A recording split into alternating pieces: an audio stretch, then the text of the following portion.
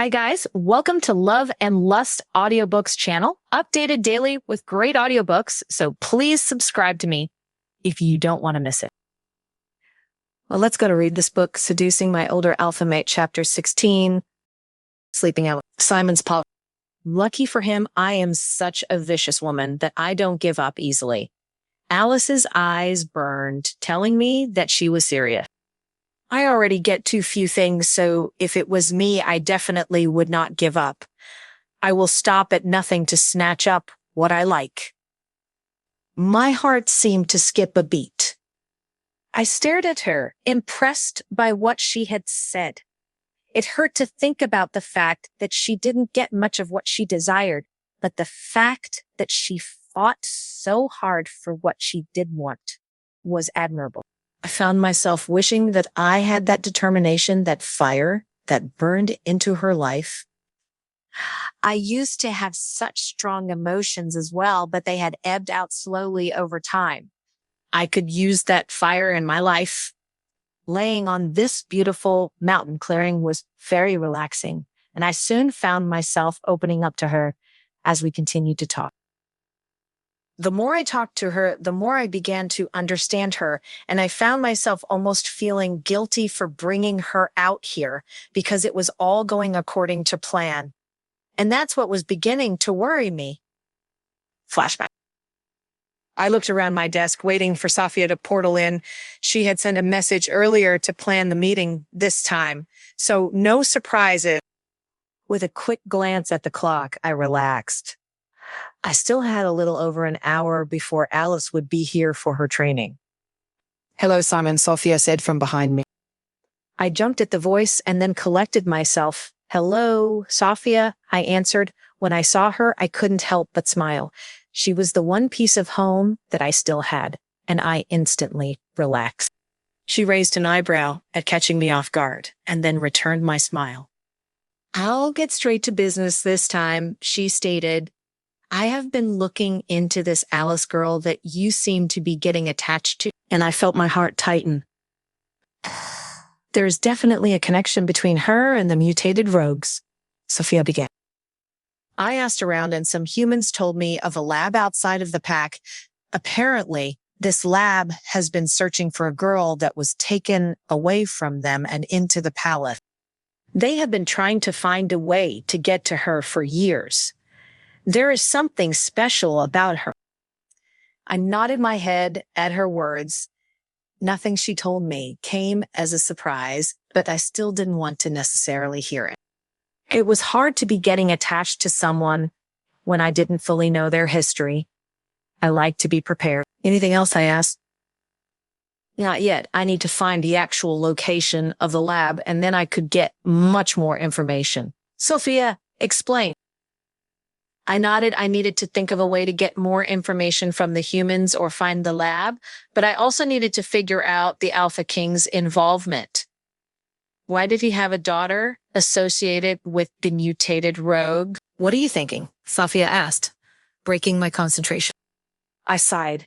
I need to understand this pack's involvement with the mutated rogues if we are ever going to be able to destroy them for good. "You could bring Alice out of the pack to test the reaction of the people in the laboratory. Perhaps they could lead us straight to it," Sophia suggested, "as well as see how the wolves react in turn. That means Alice would essentially be bait." She looked at me suspiciously as if she were gauging my reaction to her statement. Honestly, at the word baits, I felt a little guilty. I didn't want to think of myself as using Alice in any way. However, I had already prodded enough to know that she had no clue about her past either. If I didn't do this, we may never find answers. "You aren't getting soft on me, are you, Simon?" Sophia asked in amazement. "I remember when you would use people for fun." "That's not me anymore," I said coolly. "You know, that was just the influence of my uncle, and he no longer holds any power over me." "Very well," Sophia noted. Despite her neutral tone, she looked happy. She created a portal merely with her hands and looked back at me. "Fill me in on how it goes tonight." I groaned as she disappeared. Sophia still knew me well enough to know that I would have to do what needed to be done. I justified the plan by thinking that she would be happy to just get out of the palace. It wasn't a lie. Tonight was the best time to do so. The only thing left to figure out was how. Flashback in. I watched as Alice started to fall asleep beside me. She rolled closer to me, and my breath caught, but she was fast asleep. I stared at her beautiful face as she slept when she was sleeping. You could almost believe that she was as frail and fragile as the act she put on. I couldn't look away. What had she thought of my past? Had it changed how she thought of me? For someone who was usually so good at picking up things, I still couldn't quite tell if she liked me or not. And for some reason, that drove me crazy. There was a sound of footsteps nearby, making me sit up at alert immediately. I had sensed some humans following us as soon as we had neared the mountain, and it appeared they had finally caught up. I stood up. They would be no problem for me. I snuck away from Alice as quietly and carefully as possible. Approaching from behind the humans, I easily got rid of them. It was one thing to trick them, but that was too close. If she woke and saw them, we'd be in serious trouble. Once that was done, I walked up the mountain a little ways to get a better vantage point. That way I could watch over Alice in the clearing and I could see the palace entrance. Even from this far away, I could see a large group gathering near the palace in the dark. It was hard to tell, but it had to be more humans.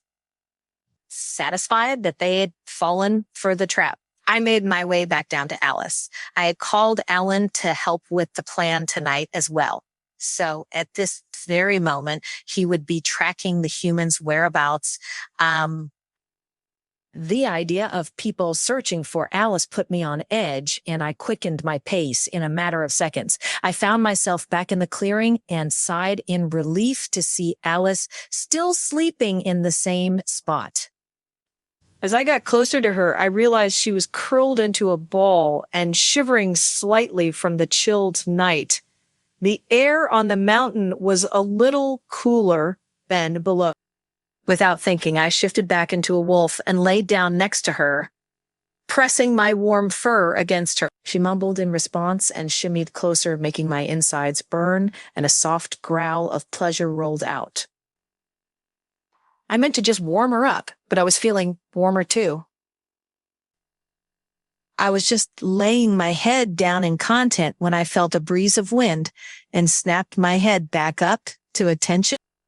Sophia walked out of a portal right in front of me. I looked at her but did not move, not wanting to have Alice get cold again. The plan is working, Sophia said softly, seeing that Alice was sleeping next to me. The humans followed you out, and Alan is stalking them to keep track of where they go and where the lab is located. Good, I stated, my voice sounding deeper as it came out through my mind. Link with Sophia. Despite being a witch, Sophia used magic to be able to communicate with me and my family while in shifter form. What about the wolves? Any sign of them yet? Not yet. It doesn't matter, though. Now that we know that it is true how much the humans want her, we can use her as bait and infiltrate the laboratory.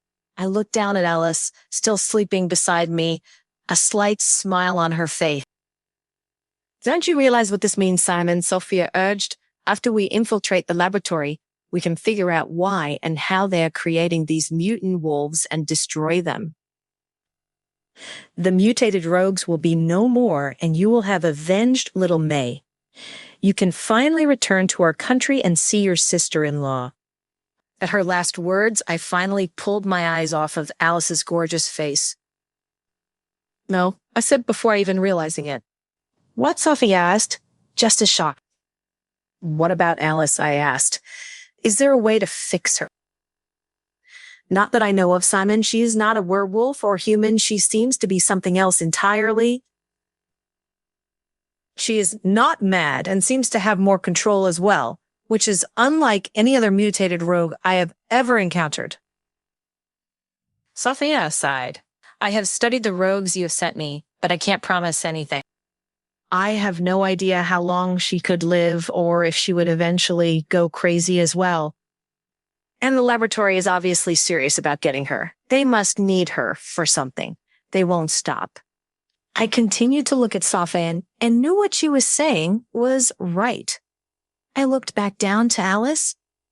You need to give up on Alice, she continued. You don't belong on this continent anyway. And the only reason you got involved with this rogue mess was for that little girl. Alice should not exist. The whole mutated species should not exist in this world. The best thing to do is destroy the science at the laboratory and then the whole entire species, including Alice. I shifted back into my human body and leaned over Alice protectively. There was a piece of hair across her face, and I grabbed it lightly before softly tucking it behind her ear. She subconsciously leaned her face into my hand. Her brow was still wrinkled even in sleep. I thought of her fierce, persistent eyes and the fire she had inside of her. The stubborn eyebrows that would appear whenever she was quarreling with me. I thought of everything. The happiness in her eyes as I had teased her. I thought of how we had hugged and how she had felt as she relaxed into my arms, or how she had looked at me when I had brushed her lips with my fingers. The blush that would cover her cheeks when I teased her. She doesn't belong here, Sophia noted softly, interrupting my thoughts. I also don't belong here, I replied boldly, but there's another homeless little thing that needs me. And I can't abandon her, Sophia. You know, I have wandered for years, but maybe it's time to make a home. You'd be willing to leave your country behind your family? Sophia asked in shock. I looked back down at the beautiful girl below me and couldn't help but smile. If that's what she wants, then yes. At my words, Alice moved below me, and I looked to see her wonderfully wicked eyes staring right back at me. Had she heard what I said? What are you doing? She asked, but I could see the blush creeping up her cheek. I looked up to see Sophia hadn't left and was instead staring down at Alice with a smile on her face. Her eyes then flicked to me. She really is beautiful, Simon. Alice's head whipped around to the sound of Sophia's voice and my eyes widened.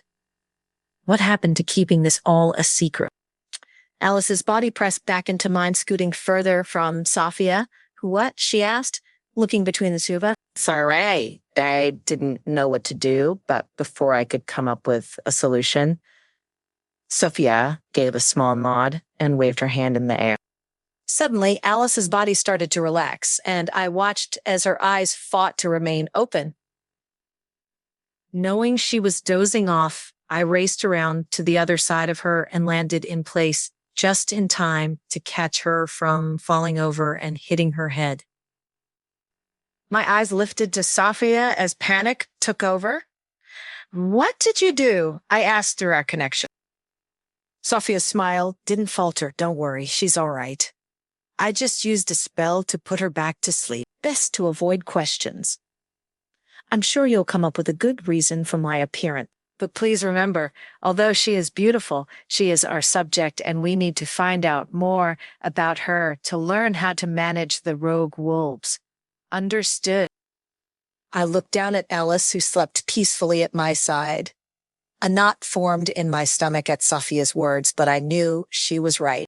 This was my mission only. The more time I spend with Alice, the more I realized how hard it was becoming. To remember that. I nodded, giving Sophia the physical confirmation she needed. At this, she grinned and nodded back. Good. You'll be hearing from me soon. Goodbye, Simon. And with that, she vanished. Right at this moment, Alice moaned suddenly, and I saw her frown. Maybe she dreamed of something unpleasant. I carefully took Alice into my arms and brushed her hair with my hand, hoping to soothe her. I was here.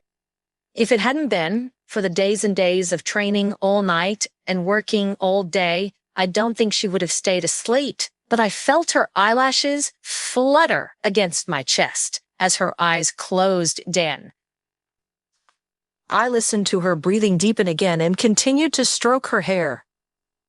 The longer I laid there, the more convinced I was.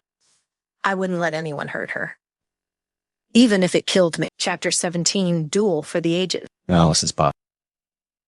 I slowly blinked open my eyes as the light of the sun fell across my face. As I looked around, I realized that I was still curled up onto Simon's chest. My cheeks flushed as I looked up into his face, but his eyes were closed and I realized he must be asleep. I took the opportunity to stare openly at his face for the first time. Simon looked much younger as he slept. His seriousness and his underlying sadness seemed to be gone when his eyes were closed, making his face softer. I reached my hand up before I realized what I was doing and was just about to place it against his face when I heard a throat clear behind me. Without a thought, I tried to roll away from Simon, but at the sound, Simon became alert and grabbed me before I could get away, pulling me behind him as he stood up as quickly as possible. Then I felt him still slightly. I glanced from behind his back to see none other than the Alpha King standing there strongly in the dawn light. My father. Shit. Before thinking, I naturally dropped to my knees and bowed my head. Simon, on the other hand, still stood protectively in front of me. He relaxed at seeing who it was, but still didn't move. "Hello, Your Majesty," Simon said with a quick nod of his head. "I am surprised to see you out here. One of my guards just informed me of your location, so I came right away." His deep voice seemed to boom through the clearing. Even with my head bowed, I could feel as his gaze turned to me. "We have been out all night looking for you. Alice, you know better than to take off out of the palace without permission." "Forgive me," I said meekly. "It was my fault," Simon stated calmly in his serious teacher voice. "I took her out." I raised my head to see the Alpha King looking at us in confusion and irritation. He wasn't a true father to me in the way he acted, but coming upon us must have made him worry that his control over me wasn't as strong as it used to be. "And what exactly did you bring her out here for?" he asked as he raised his eyebrow. Simon was still shirtless, and I had been laying against him, so it definitely wasn't a great look. "I brought her over for training." "Did you not tell me to train all of your children?" Simon still remained indifferent sounding. It almost hurt, but then I remembered that he was just as good an actor as me, so maybe last night meant as much to him as it had to me. "Training?" The Alpha King looked at us in disbelief. "Alice has a very special physique, so it would almost be pointless to train her. She doesn't even have the power of an Omega." "I did tell you to train my children, but I thought it obvious that she should not." "I believe that you are wrong, sir. I have been training Alice for a short period of time, and she has improved immensely in her fighting abilities. She even managed to wound me," Simon said and showed him the small scars that were still on his shoulder as proof. "None of your other children or soldiers has managed that yet, so I see no reason not to train Alice as a normal shifter."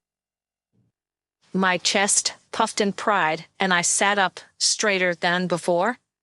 I didn't know that I had been the first to actually draw his blood, and I wasn't going to add the fact that it had looked like he let me bite him. I glanced at my father.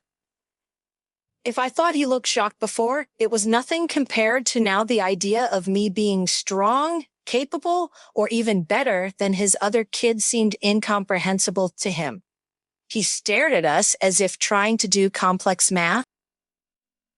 "Alice, you are talking about Alice, right?" His brow wrinkled. "I don't believe it." "It's true," Simon simply said. The Alpha King looked around suddenly, and after a moment turned his attention back to us. "This is not a safe space. We must return to the palace," he stated with the command of a king in his voice.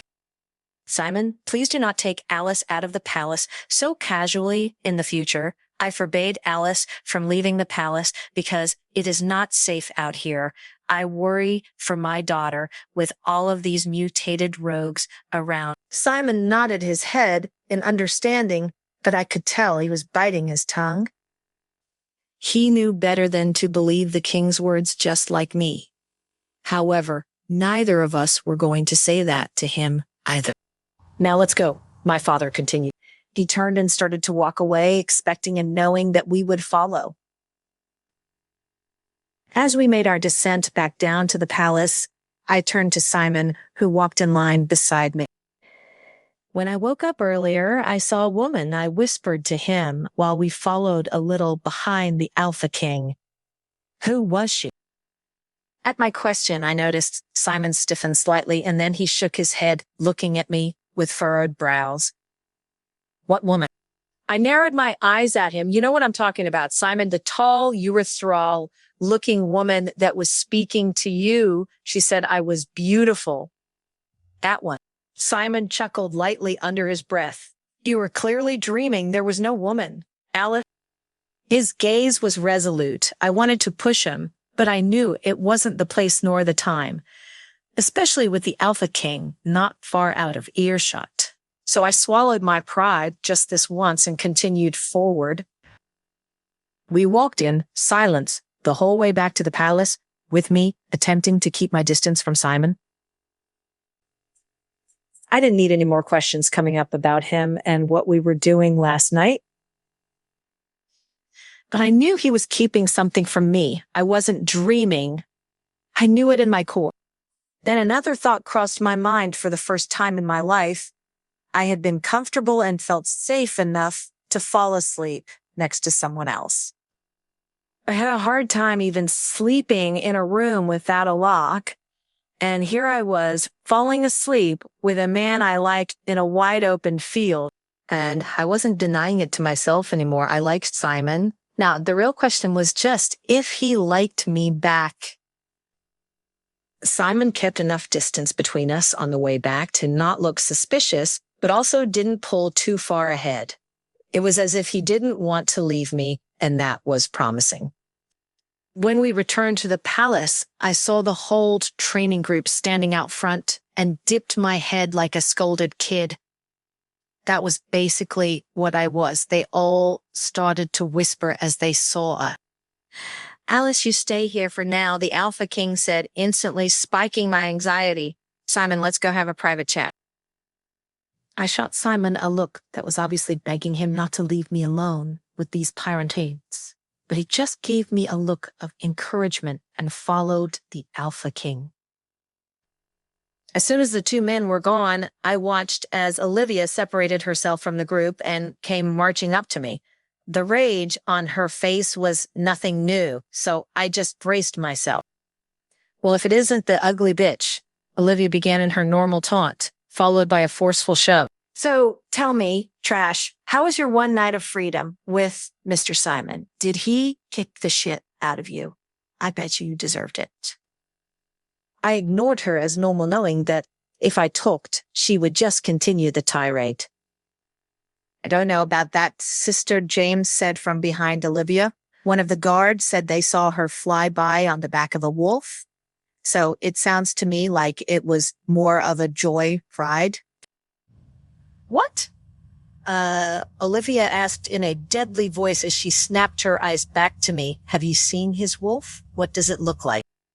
I had forgotten that nobody else had seen Simon's wolf, and that I was the first. He is such a strong fighter that he didn't have to rely on his shifter body, even when fighting. I heard murmurs from the rest of them, including William, wondering what he looked like. Like I would tell them anything. A slap came hard across my face as Olivia lost her patience. I asked you a question, you piece of shit. Now answer me, or Mr. Simon won't be the only one kicking the shit out of you. My cheeks stung, and I felt my eyes fill with rage, so I kept them aimed to the earth. I can't believe Mr. Simon is actually willing to turn into a wolf and take you out to train. Olivia said, and I could hear the jealousy in her voice. I don't believe it. I doubt it even happened. Oh, it did, I said, nastily, unable to bite my tongue any longer. And he's been training me for a decent amount of time now. He said I was advancing much better than any of his other students. I bet I could even kick your ass now. The fire burned brighter than I had ever seen in Olivia's eyes, and she took another step and growled at me.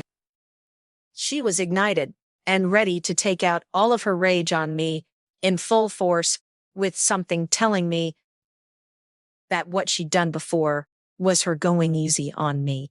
Prove it. I braced myself ready for a fight when I heard a noise behind me. Good idea. Olivia Simon's calm voice cut between us, and we both looked in his direction. Simon now stood with a button up, back on sadly, next to the Alpha King, and they were both staring at me and Olivia. What do you mean? Mr. Simon, Olivia asked innocently, flipping her hair. But it was the Alpha King that responded. It has been decided that Alice will be allowed to train with you all as a group. I stared at him in shock, my mouth actually dropping open. If she can prove her strength and defeat Olivia in a duel. Great. I was really starting to enjoy the private ones that I was getting. I looked at Simon and found him staring at me and smiling, even though only I could see the tiny smile on his face and that charming dimple. It still made me angry. What was he planning? Didn't he want to train me alone? Why did he want me to duel with Olivia? He didn't appear worried at all. But I was terrified. Sure, I'd fought Simon, but that was practice. He wasn't going to show his true strength. Olivia, however, wouldn't hold that. He didn't like me. He wanted to get rid of me. He asked me to duel Olivia without considering that I might get hurt or even die. After realizing that he was about to come towards me, I pushed through the crowd and ran away. I heard him calling me from behind, but I didn't want to turn around. I couldn't fight. I knew I wouldn't win against an alpha-born shifter. My purpose was to escape from the palace and go to the human world, so I didn't want to put myself in danger. I never wanted to be a powerful shifter, let alone duel with an alpha wolf for some purpose. It's not something I should be doing. If I won, Simon wouldn't be my personal trainer anymore. He doesn't understand me, and I feared that that was more the reason I left than anything. The burning gaze that fell on my back never took it off, and as I ran away, they were like silk threads being taut and constantly pulling at my heart. I felt an indescribable tingling. I lost almost all my strength, but I didn't stop in the end. An exclamation erupted in the crowd, and I didn't know what they said to Simon. Maybe I let Simon down. And that's not what I wanted to see. Chapter 18, Simon's Puffle. Watching Alice run away made my heart clench. She must have misunderstood and thought it was me who wanted her to duel Olivia. Although when the Alpha King made this request, I did not refuse. There was my selfishness in this, but I hoped that Alice would take this opportunity to build herself. Confident. No matter how much she aspired to be human, she was a shifter. She had the characteristics of a wolf, and she was not weak. I wanted everyone to recognize that so that no one dared to bully her anymore. Seeing the redness on her face almost made me lose control, but I quickly calmed down. Where I couldn't protect her all the time, I need to teach her to protect herself. I wanted her to show off her attack in a way that no one would ever underestimate her. I knew I needed to talk to her, but obviously I had to deal with the matter here first. What's more, the Alpha King was still here, and I had to make him believe that Alice would definitely participate in the duel. Whoa, everyone. I spoke in my clear voice, though. I had just withdrawn my gaze from Alice's back as she disappeared around a corner. Don't get too excited. It's not going to be right now. We have to give each contender a chance to prepare for the duel. So that way it is a fair fight. You've got to be joking. James was yelling she's pathetic. I don't want to train with her. Why do I have to duel her? Olivia whined in her typical annoying voice. Anger sparked in my eyes, silencing both of them. I watched the Alpha King stare in surprise and a little respect at the control that I had over my student. First of all, James, I am the teacher, not you. And I don't want to hear another word about who or how I train. I shot my eyes at Olivia. Secondly, Olivia, were you not just saying that you wanted to fight? What better way than a fair duel? If you guys are so convinced that she is as weak as you say, then why are you worried unless you're concerned about losing? No, of course not. Olivia quickly replied. James was smart for once and kept his mouth shut. I could defeat her with my eyes closed. Perfect. Then it's settled. The Alpha King stated, looking at them all, the duel will be for tomorrow at the dueling arena. I will see you all there. Wait, I have no problem with this. Olivia began innocently, but Alice ran away. Who's to say she won't do the same tomorrow? She didn't run away, I clarified. We trained the whole night yesterday and she's tired. She needed rest. My voice was calm. I knew this wasn't true, but I was going to convince them.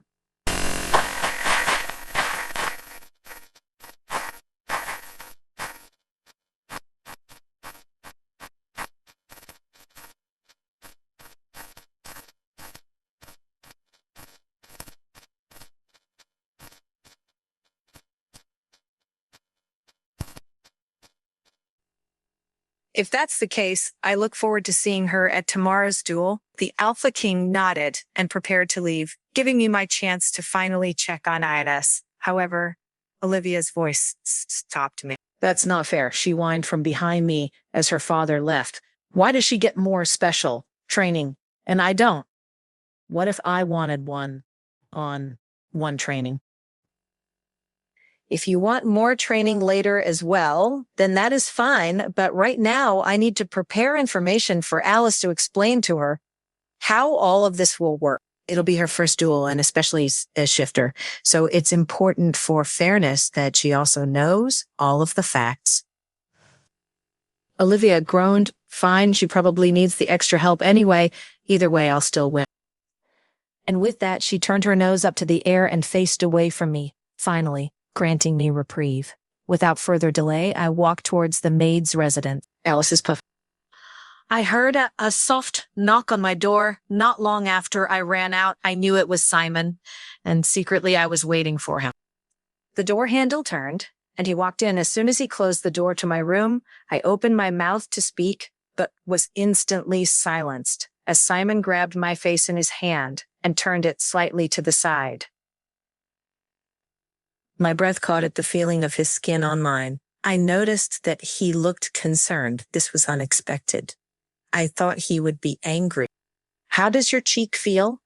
He asked in a neutral voice as if he was trying not to show emotion. Does it hurt? What I asked in confusion, and then it dawned on me. Oh, you mean from the slap? That was nothing. I'm fine. Sure, he asked again. Yes, I've had much worse than that. I chuckled humorlessly.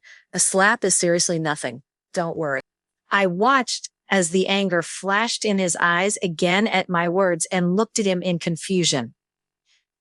He had known I was abused and had even seen it before. Has it always affected him this much? Or did he care about me?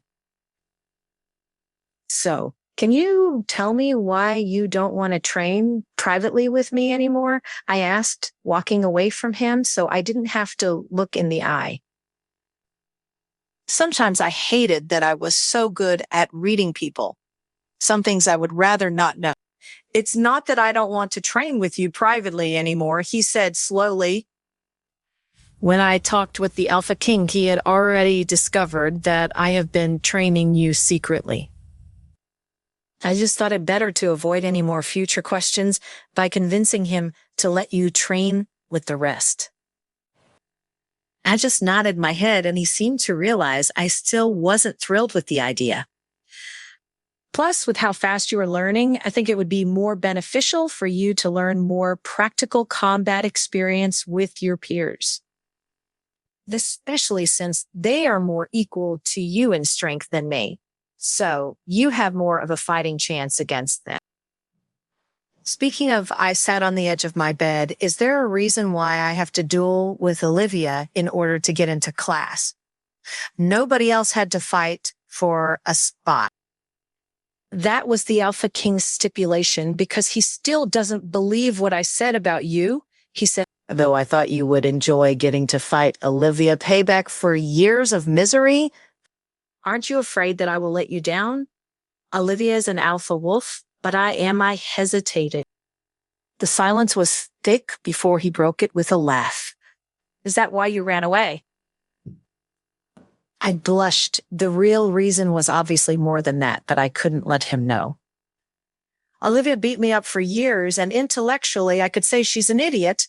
She's definitely no match for me. But in terms of physical confrontation, she had an innate advantage.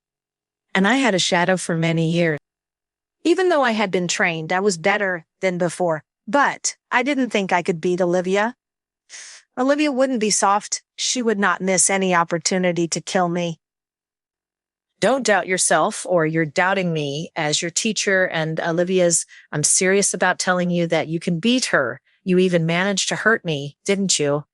He affirmed. I wanted to argue that it was because he let me last night, and he did it on purpose. But he held out a finger and pressed it against my lips, stopping me from speaking. He seemed to read my words, and his eyes sparkled. Getting your opponent to let their guard down is also a strategy. Combat requires strength and strategy, and that's what you're good at, isn't it? He continued. You just have to believe in yourself, or rather, believe in me. Can you do it? He removed his finger from my lips and looked at me with encouraging eyes. The cold touch of his fingers still remained on my lips, and I couldn't deny that I had some attachment. Believe it or not, you can now even beat the guards and leave the palace. The guards in the northwest corner are the weakest, and I'm sure they're no match for you. He lowered his voice and winked at me.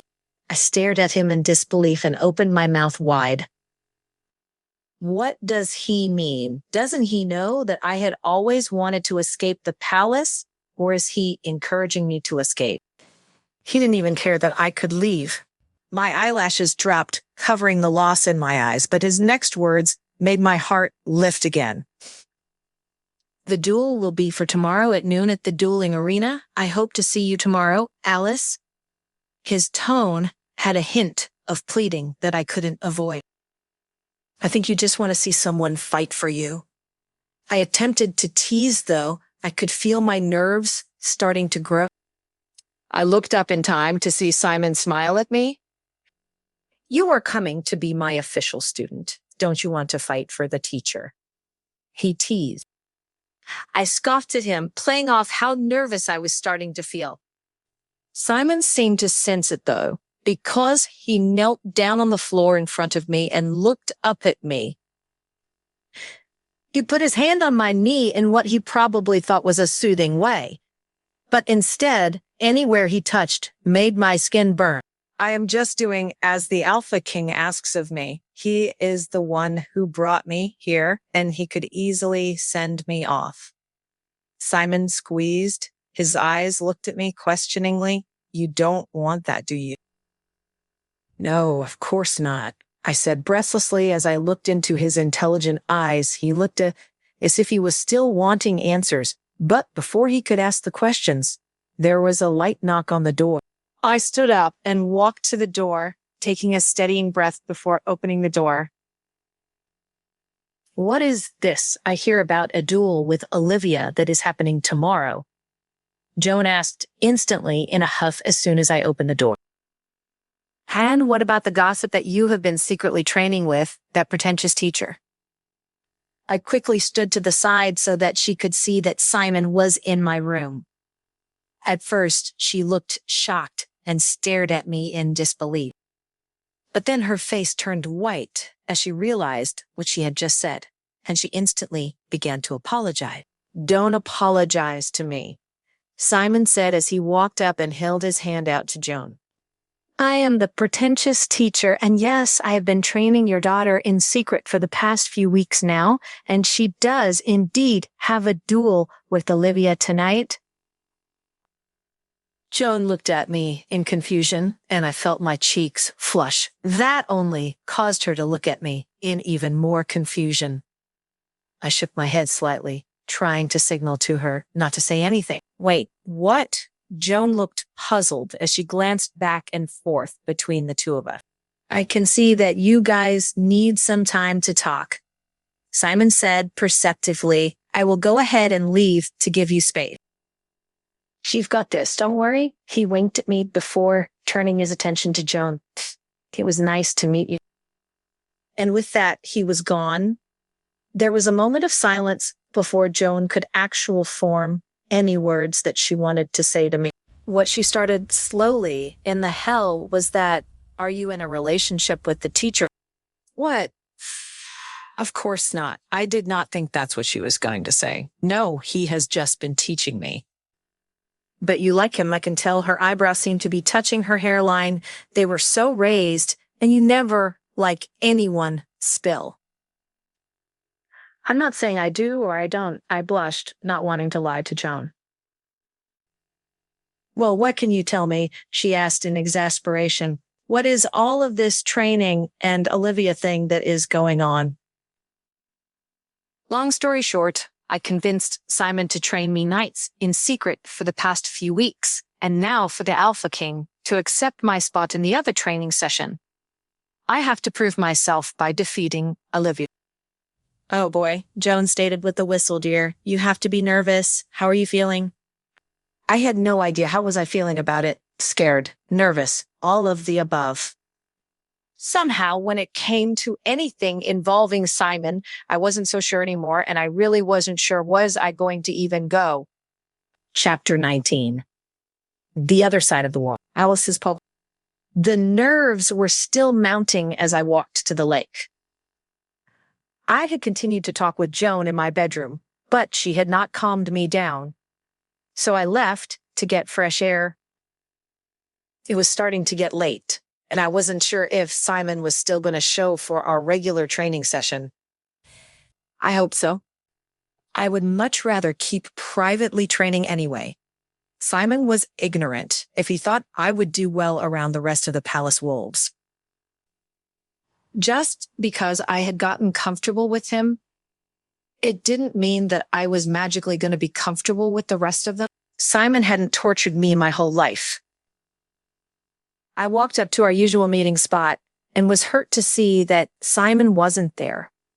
Maybe he had gone further into the wood. I walked to the nearby grove. It was a small area in the trees, still covered by branch cover, but big enough to still train in. After a quick evaluation, I realized that Simon wasn't here either. Suddenly, my anger spiked. He set me up for this big duel and didn't want to even help me, besides giving me cryptic advice. What was he playing at? A sharp pain shot through me, and I held my hands up into the beam of moonlight to watch as they mutated into claws. I felt my face mutate as well, complete with the wolf teeth, eyes, and fur. It felt like I had to be it all over again. I looked down at my claws in the moonlight. I recalled the pain of pulling these claws out multiple times, but staring at them now just made me feel strength instead of weakness.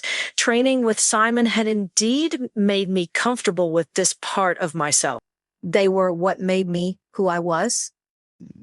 The mutations gave me strength and gave me power that I wouldn't have in this world otherwise.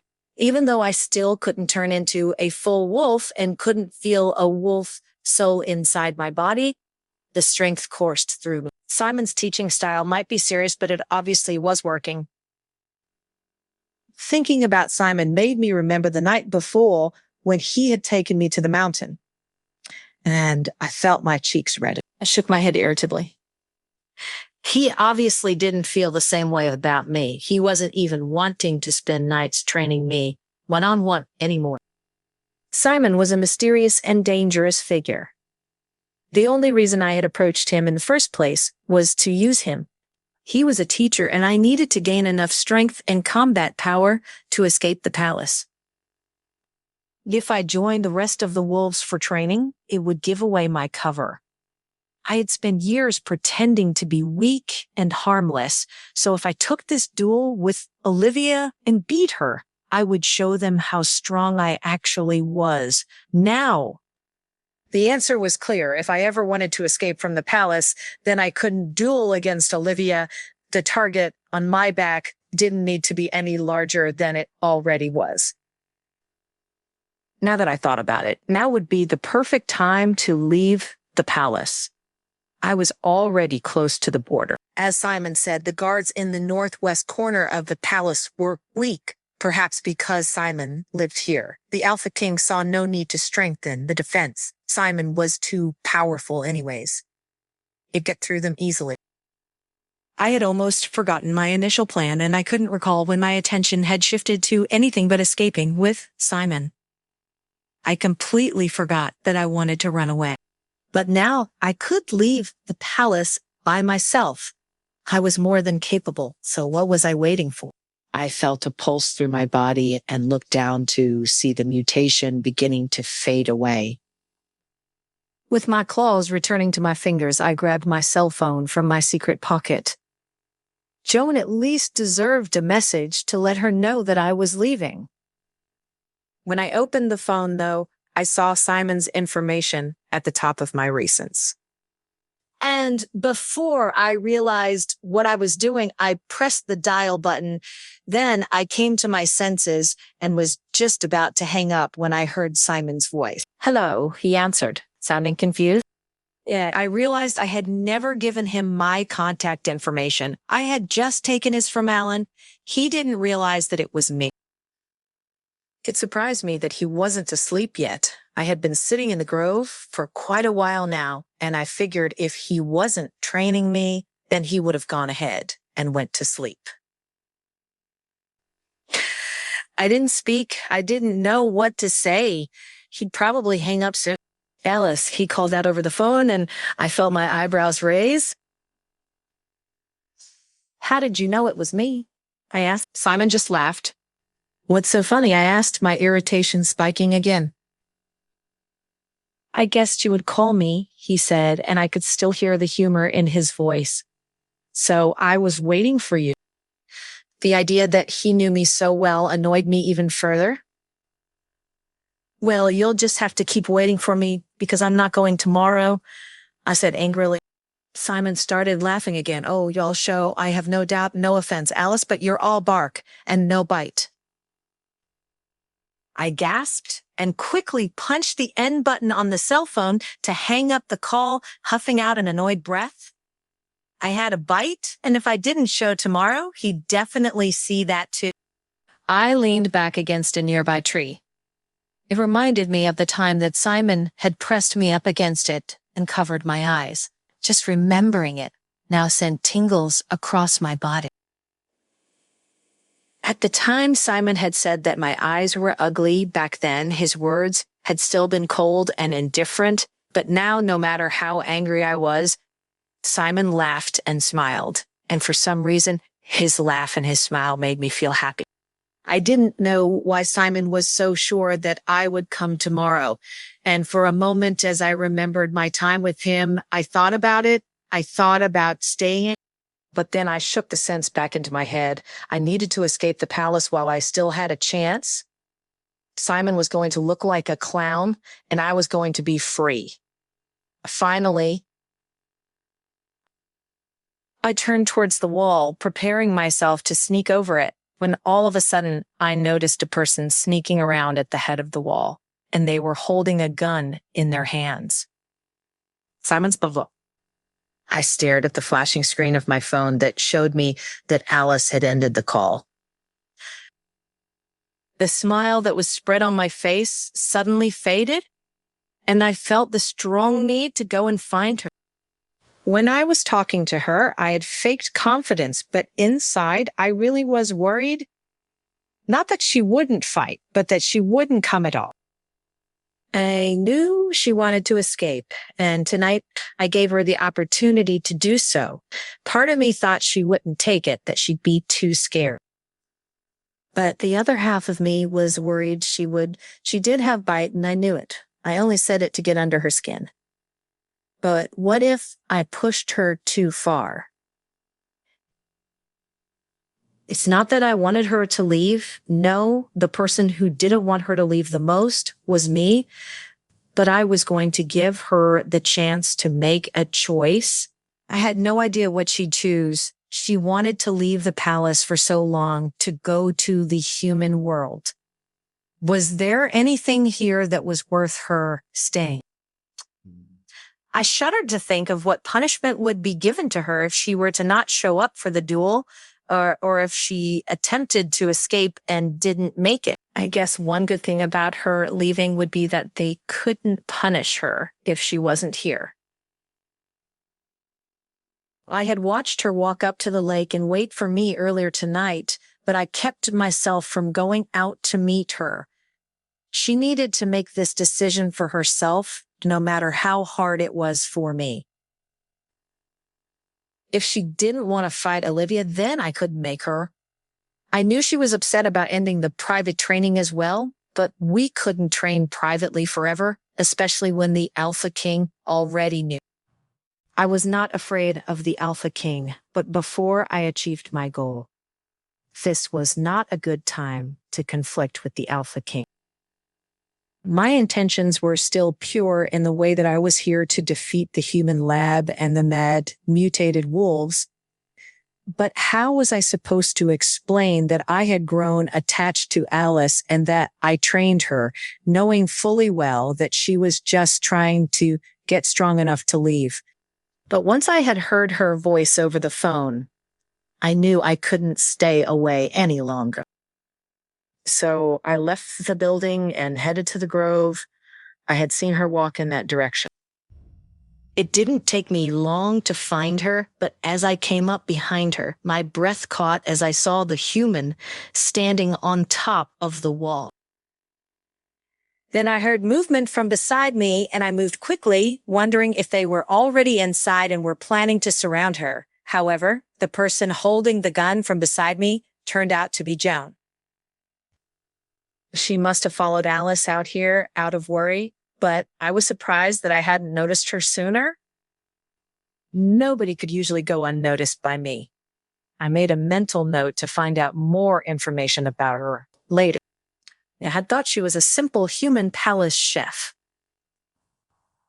I saw that her gun in her hands was pointed at me, so I instantly reached out and tapped into my wolf strength to bend the barrel of her gun up. I couldn't leave anything to chance. Joan recognized me then, and her eyes widened as she opened her mouth to speak. Shaking my head, I made a gesture to let her know to be quiet and pointed to the human that was on the wall. Alice had noticed him now, and they seemed to be in a deadlock. The human spy made the first move. Joan instantly responded, trying to get to Alice, but I held her back in a way. I had to hold myself back as well. I wanted her to see how strong Alice was now, and I knew she would respond correctly. I was her teacher, after all. I had to have faith in her. She stopped in time to watch as Alice simultaneously shifted and leapt up onto the wall with impressive agility. Alice knocked the gun out of the human's hands and sliced at him. There was a terrified, pained scream outside of the wall, and then there was silence. In the moonlight, Alice sat at the top of the wall and stretched out her claws until they slowly returned to her hand. The one hand was still stained with blood so dark that I could see it from where I stood. My heart stopped for a moment as she looked over the wall outside of the palace. Would she do it? Would she take the chance to escape? I wouldn't blame her if she did, but I didn't want her to leave. I heard Joan's breath catch in her throat. I wanted to yell to her and stop her, but she needed to make this decision on her own. And then she plunged down and over the other side. Chapter 20, a champion is born. Simon's pop. The following day, I sat silently on the judging stage, holding my injured shoulder. I barely slept. Between the pain and dreams of Alice leaving the palace, I found myself tossing and turning all night. The duel was supposed to start soon. It was already getting late, and I hadn't seen her since she jumped. I had spent the morning hoping that she had returned, that maybe she had second doubts and would come back.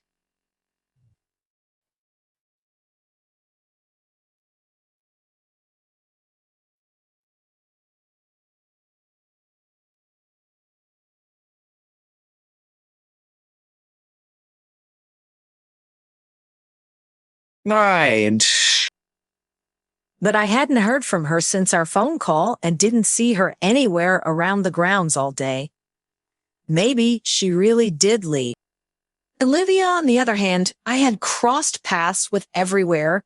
It always seemed that she was around no matter how hard I tried to avoid her. Now, she was cockily flaunting around the stands and saying how excited she was about this duel. She would tell anyone that would listen that she was going to teach Alice a lesson once and for all.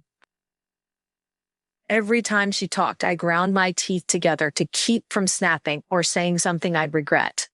I couldn't seem biased, especially at the judges' table. The Alpha King was also acting as a judge, which meant I had to listen to James and William complain about the duel the entire time. I checked the time. It was close to the beginning of the duel, and Alice still hadn't shown. I was starting to get concerned. I brought a guard over, and they didn't have any updates concerning her either. The restlessness was growing.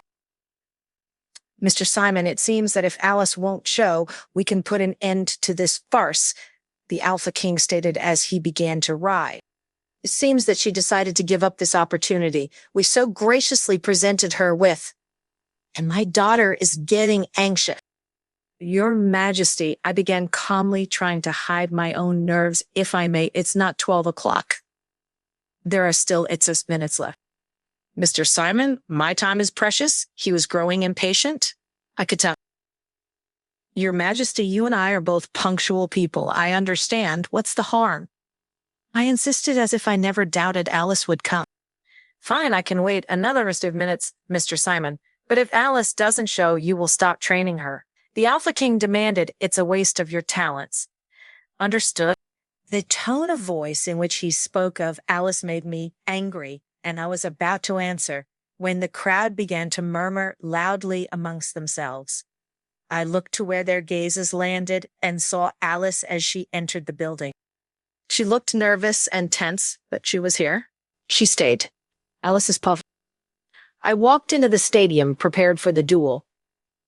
Everyone was quiet and looked surprised as I slowly walked up. Well, everyone except Simon, he was beaming. I could see it because my eyes went straight to him. After I found the human on the palace side of the wall, I used my mutations to defend myself just as Simon taught me, and finally tasted my first true victory. It was invigorating, but then when I was about to jump down and return to the lake, I saw another figure running away in the distance on the other side of the wall. Thanks to my mutated ears, I heard him cry out in horror. Is this God's gene? God's gene, what's that? So many questions raced through my mind. Who were they and why were they after me? I had nothing special about me. I had to try and find answers. One had just breached the wall, who was to say they wouldn't again. So I jumped down and followed them, only to lose them halfway through. When I returned later that night, I found Joan sitting by my bedside crying. Only when I touched her shoulder did she realize I hadn't gone. She told me that she and Simon witnessed everything, and after consoling her, I decided to use this to my own advantage. If Simon thought I had truly left, maybe I could gauge his reaction around the palace and see how my disappearance actually affected him. It's also the reason I avoided him until the very last second, 12 o'clock on the dot. Most of the people here had probably assumed I wouldn't come. I had done a good job over the years of making myself appear as a simple, humble, and weak maid. Nobody truly thought I would have the strength to even show up, let alone fight Olivia. It wasn't hard to convince them. The only thing that they had ever noticed about me or cared about was my beauty. I saw quite a few men turn their heads as I walked by. The women, however, looked at me in jealous hatred, and that included Olivia. She was most likely pissed I cared to even show. I started second-guessing my decision to come, to stay rather. Why did I? I still had no idea myself. I had been set on leaving last night, poised on the wall and ready to jump, but I just couldn't do it. Part of it was the fact that I needed to find out more about this new enemy that seemed to be against me. I couldn't protect myself against an enemy that I didn't know. But the other reason was Simon. I had sat there for a moment, and Simon was truly what was on my mind. Well, him and Joan, but Joan would have understood if I had left. Simon, on the other hand, I couldn't abandon. He had never left me, and I just couldn't find myself repaying that by leaving him. Maybe he wouldn't even care, but I had come to rely on him as a constant in my life, and I couldn't imagine leaving without even saying goodbye. So here I was standing in an arena, about to blow my whole cover, just in order to see Simon's reaction, what was happening to me. I rejected the urge to roll my eyes as Olivia started to walk toward me. Wow, the ugly bitch actually showed up. Olivia sneered quietly, so just the other three of us could hear her any last word. Good luck, I answered as nicely as possible, catching her by surprise. Her eyes widened and then narrowed as the sound of the Alpha King's clap resonated through the room. It is time, the Alpha King announced, commanding the room into silence. I took a deep breath. This would be my true test. With one last snarl, Olivia transformed into a huge gray wolf right in front of my eye. She growled once more in an attempt to scare me. As soon as they saw Olivia's wolf, the crowd went wild. Me, on the other hand, many of the men that constantly made advances towards me kept asking for me to please protect my beautiful face. They even yelled for me to ask for help, and they would jump in as needed. Man, maybe my damsel in distress bit worked a little too well with some of them. Instead of responding to any of them, I simply grinned. Olivia seemed a little taken aback, but didn't retreat in the slightest. Just as the Alpha King was about to ring the bell to start, William jumped down onto the floor squarely in front of the judging table. Wait, he yelled out, the surrounding chatter hushed as everyone stopped to listen. I ask as Alice's mate to be able to fight on her behalf. William continued, standing up straight. I quickly glanced at Simon to see him stiffen slightly at William's words. A frown crossed his face, and he leaned over and said something to the Alpha King. The Alpha King nodded. I apologize, William, but even if you say that you are mates, you have not fully bonded, so you have no right in this matter. He gestured to the guards, get him out of here and don't let him interfere. Then without warning, the bell went off and the duel officially began. Olivia immediately lunged for me. She opened her mouth wide, obviously going for the kill shot. As she aimed for my neck, I shouldn't have been surprised. I dodged to the side, just barely parrying the attack away from me. My size was so small in comparison to her large wolf, and it took more power than expected to bat her away. She kept relentlessly pursuing me, never giving me a second to breath as I worked my hardest to dodge her attacks. Until finally, I felt the stinging pain when her claws sliced across me and cut through my skin as I failed to fully avoid them. Olivia paused for a second to enjoy her power and relish in the idea that she would soon defeat me. I heard the gasps of the men around me, upset at seeing me possibly scarred, but I paid them no attention. At the sight of my own blood, my rage and passion for fighting seemed to surge to the front. and I focused all of my attention on Olivia and on how I could defeat her.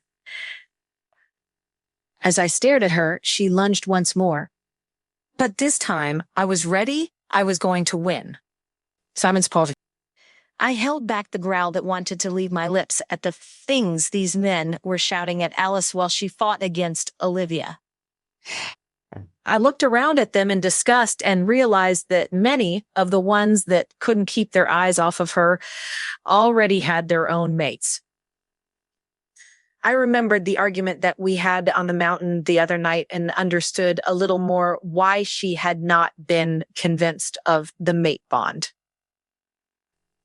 I made a mental note to remember all of these inappropriate comments and who they came from.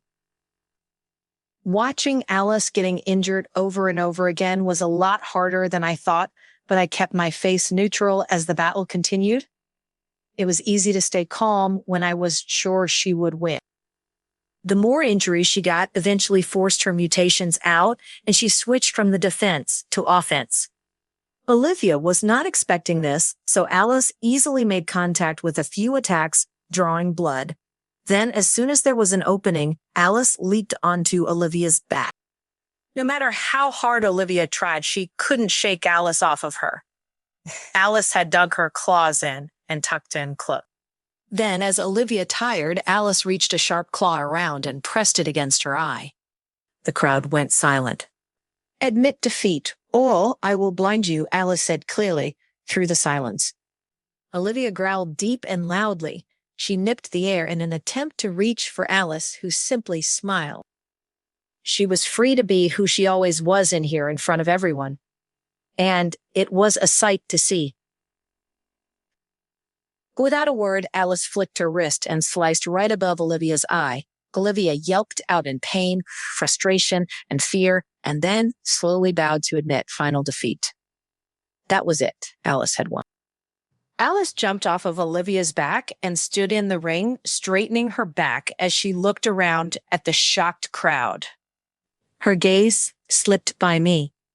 She hadn't looked at me a single time since the duel had begun. I started to wish that she would. Then I saw Olivia with a growl. She leaped at Alice in rage, claws and teeth bared, meaning to kill. Alice turned, but her mutations had already faded, and she was barely standing as it was after such a vicious fight. Olivia knew this and understood if she caught her off guard, she wasn't going to be able to dodge the attack. I heard William let out an exclamation and try to get away from the guards to help. The crowd gasped, and the men screamed at the idea of losing their beauty. But I wouldn't let that happen. My hand reached out and grabbed Alice's waist and pulled her behind me just in time. I took my other hand and easily punched up under Olivia's jaw, snapping her teeth shut and sending her flying into the wall of the ring. She winced as she hit the wall, but I didn't care. I turned my attention to Alice. The crowd finally roared back to life, and I wasn't sure if it was in joy or outrage. But that wasn't what I was worried about. I could feel Alice's body trembling against my hand from pure shock, and I tried to hide how much I was supporting her. I leaned in so that I could whisper into her ear. "Can you hold on? Can you make it?" I whispered softly. Alice glared at me fiercely, and I had to quickly control myself in order to not start laughing. If she was still in the spirit to scold me, then she must be just fine. I felt her body strengthen slightly and was impressed by her sheer will. However, unable to help myself, I wrapped an arm around her and whispered, "Good girl." Alice pushed my arm away sassily, but I grabbed onto her hand tightly and didn't let her shake it off. I raised her hand strongly into the air before turning toward the judging table. I stared at the Alpha King. "The winner of this duel is Alice," I yelled out clearly. The crowd was still going crazy, but I kept my attention on the Alpha King. He had to accept her, now as one of my students. It was a given. He rose to his feet, and the crowd went quiet once more. Simon, you have done something amazing with Alice. You have found a power in her abilities that we overlooked by focusing too much on the presence of a wolf soul. The Alpha King said lightly, "You have both proven yourselves well today." Thank you, I said with a small bow of my head. I will make one thing clear, though, while everyone is gathered. Alice is my best student and has advanced faster than anyone else. If anyone is disrespectful toward her, then I will take that as a sign of disrespect to me. None of my students will harass each other in the future. Am I clear? My gaze swept over the crowd, specifically landing on the wolves who had been saying such disgusting things towards Alice. All of the wolves bowed their heads in understanding. I heard Alice gasp beside me. I wasn't sure if she was surprised by me or that the shifters were actually agreeing to treat her with respect. I didn't risk looking down at her. I just squeezed her hand and didn't let go. However, wolves weren't the kind of species that were good with change. And little did I know our troubles were far from over. Chapter 21. Patient Alice's Pop. My arm throbbed as Simon continued to hold it in the air. One of the swipes that Olivia had landed had grazed this arm and sighed. I was trying to be strong, but I couldn't help a gasp that escaped. Simon seemed to notice and lowered my arm, looking down at me in concern. I could still hear the crowd murmuring around me. Most of them were in awe, my cheeks flushed at all of the attention. "Why did you force me to do this?" I grumbled out as I wobbled slightly. I was pretty sure that I had twisted one of my ankles, trying to evade attacks as well. Without answering, he suddenly bent over and grabbed my legs, pulling me up and into his arms. I wrapped my arms around his neck naturally, despite the fact that I was still annoyed with him. I would never tell him, but I was glad he did it. I wasn't sure how much longer I could have stood up. "I will take her back to my place to tend to her wounds," Simon announced as he looked toward the Alpha King. William stepped forward as if he was going to object, but with a quick glare from Simon, he stood down. James, however, still didn't get the message, so she just gets to hook up with the teacher. Now James sneered. James, the Alpha King's voice sounded deadly, and James instantly backed away. Then he turned to Simon and looked at him thoughtfully for a moment. Simon's glare was on James and as cold as the Alpha King's voice. "I apologize, Simon. I will deal with James," the Alpha King finally said. "Go ahead and go take care of Alice." Simon bowed his head and turned to walk off. As he walked, I saw Olivia on the side of the ring. She had turned back into a human, and the blood was still streaming down from her one eye. The glare on her face made it obvious that she hated me, but I noticed her looking jealous at the fact that Simon was carrying me. Being the spiteful person I was, I snuggled closer to Simon and smiled at her. The scowl I got in return was well worth it. I noticed that I was getting blood all over Simon's nice suit, and I smiled even bigger. Messing up his perfect presentation of himself made me feel even better. Simon kept walking to his place, and I kept rubbing against him, getting more blood on him. Simon hugged me closer to his body. "Don't move," he said softly, and I wondered if he knew my intentions. Because he told me not to make me want to do it even more now, and I couldn't help but be disobedient. Simon came to a stop. His voice was low as he whispered close to my ear. "Move again, and the wound will open." He paused. "Doesn't it hurt?" His hot breath warmed my skin, but a shiver still passed down my spine. Even though he sounded casual, I could sense strong emotions behind his words. I stopped moving, knowing that he was serious. "It hurts," I scoffed, trying to sound casual as well. Simon seemed to realize that I really was injured, though, because he stared down at me thoughtfully. Then he continued to walk again. However, I noticed that he was moving much lighter and being more careful with his step.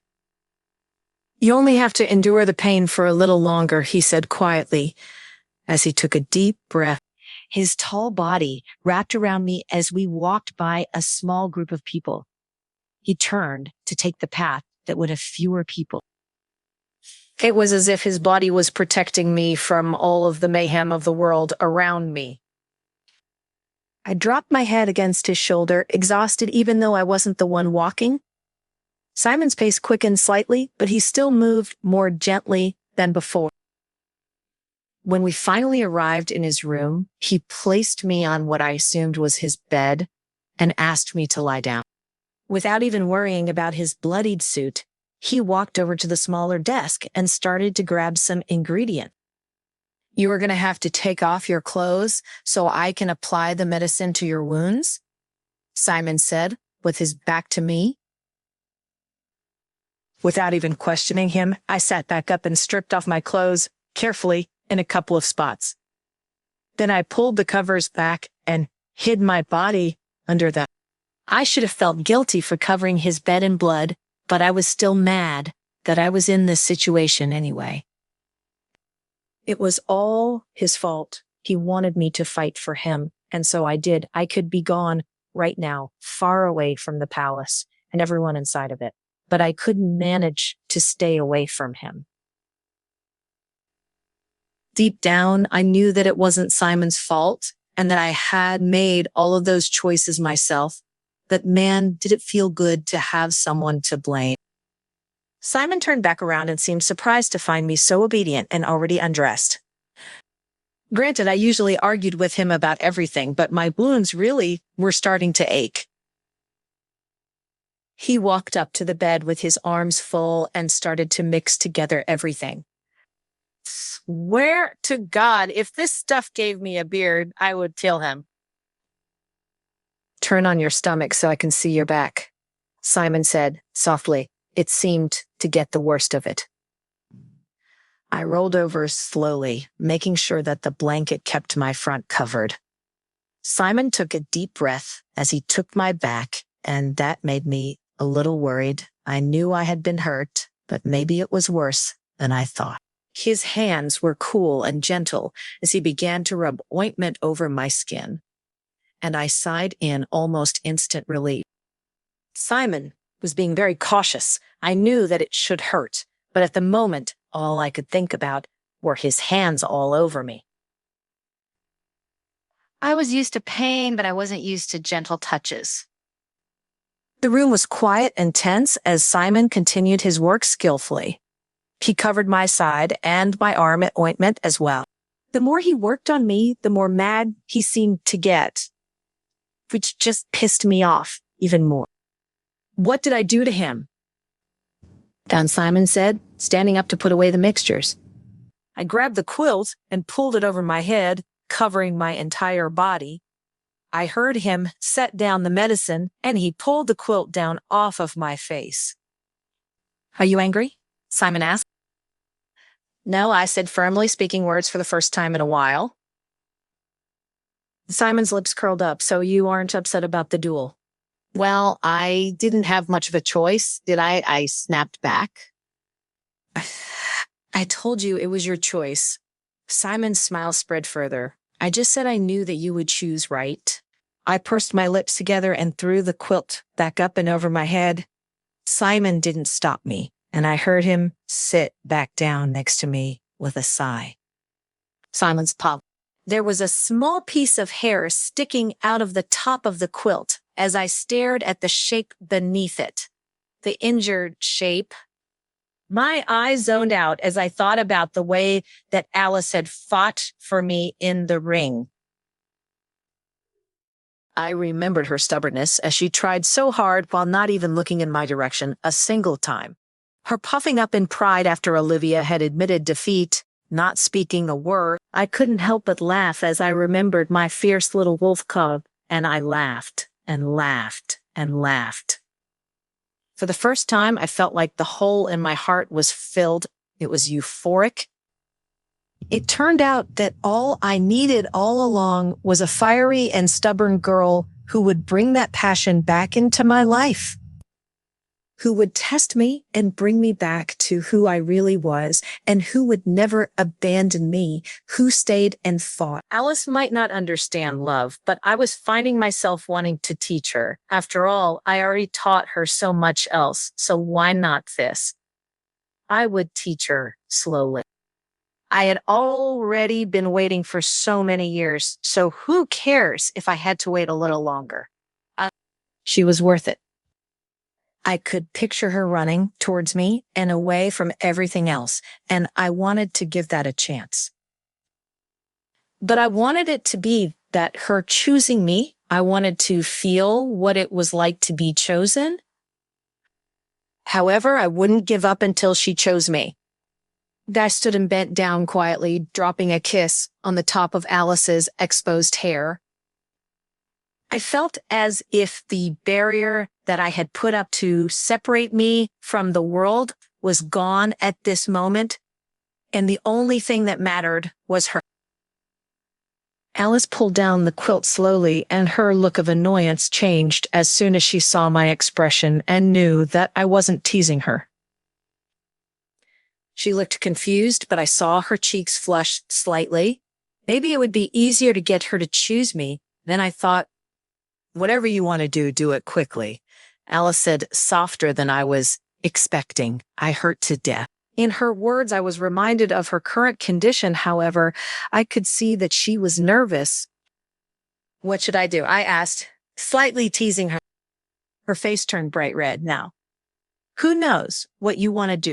I laughed and leaned forward, watching as her breath caught. But instead of kissing her like I desperately wanted to at that moment, I grabbed the edge of the quilt and pulled it back up for her.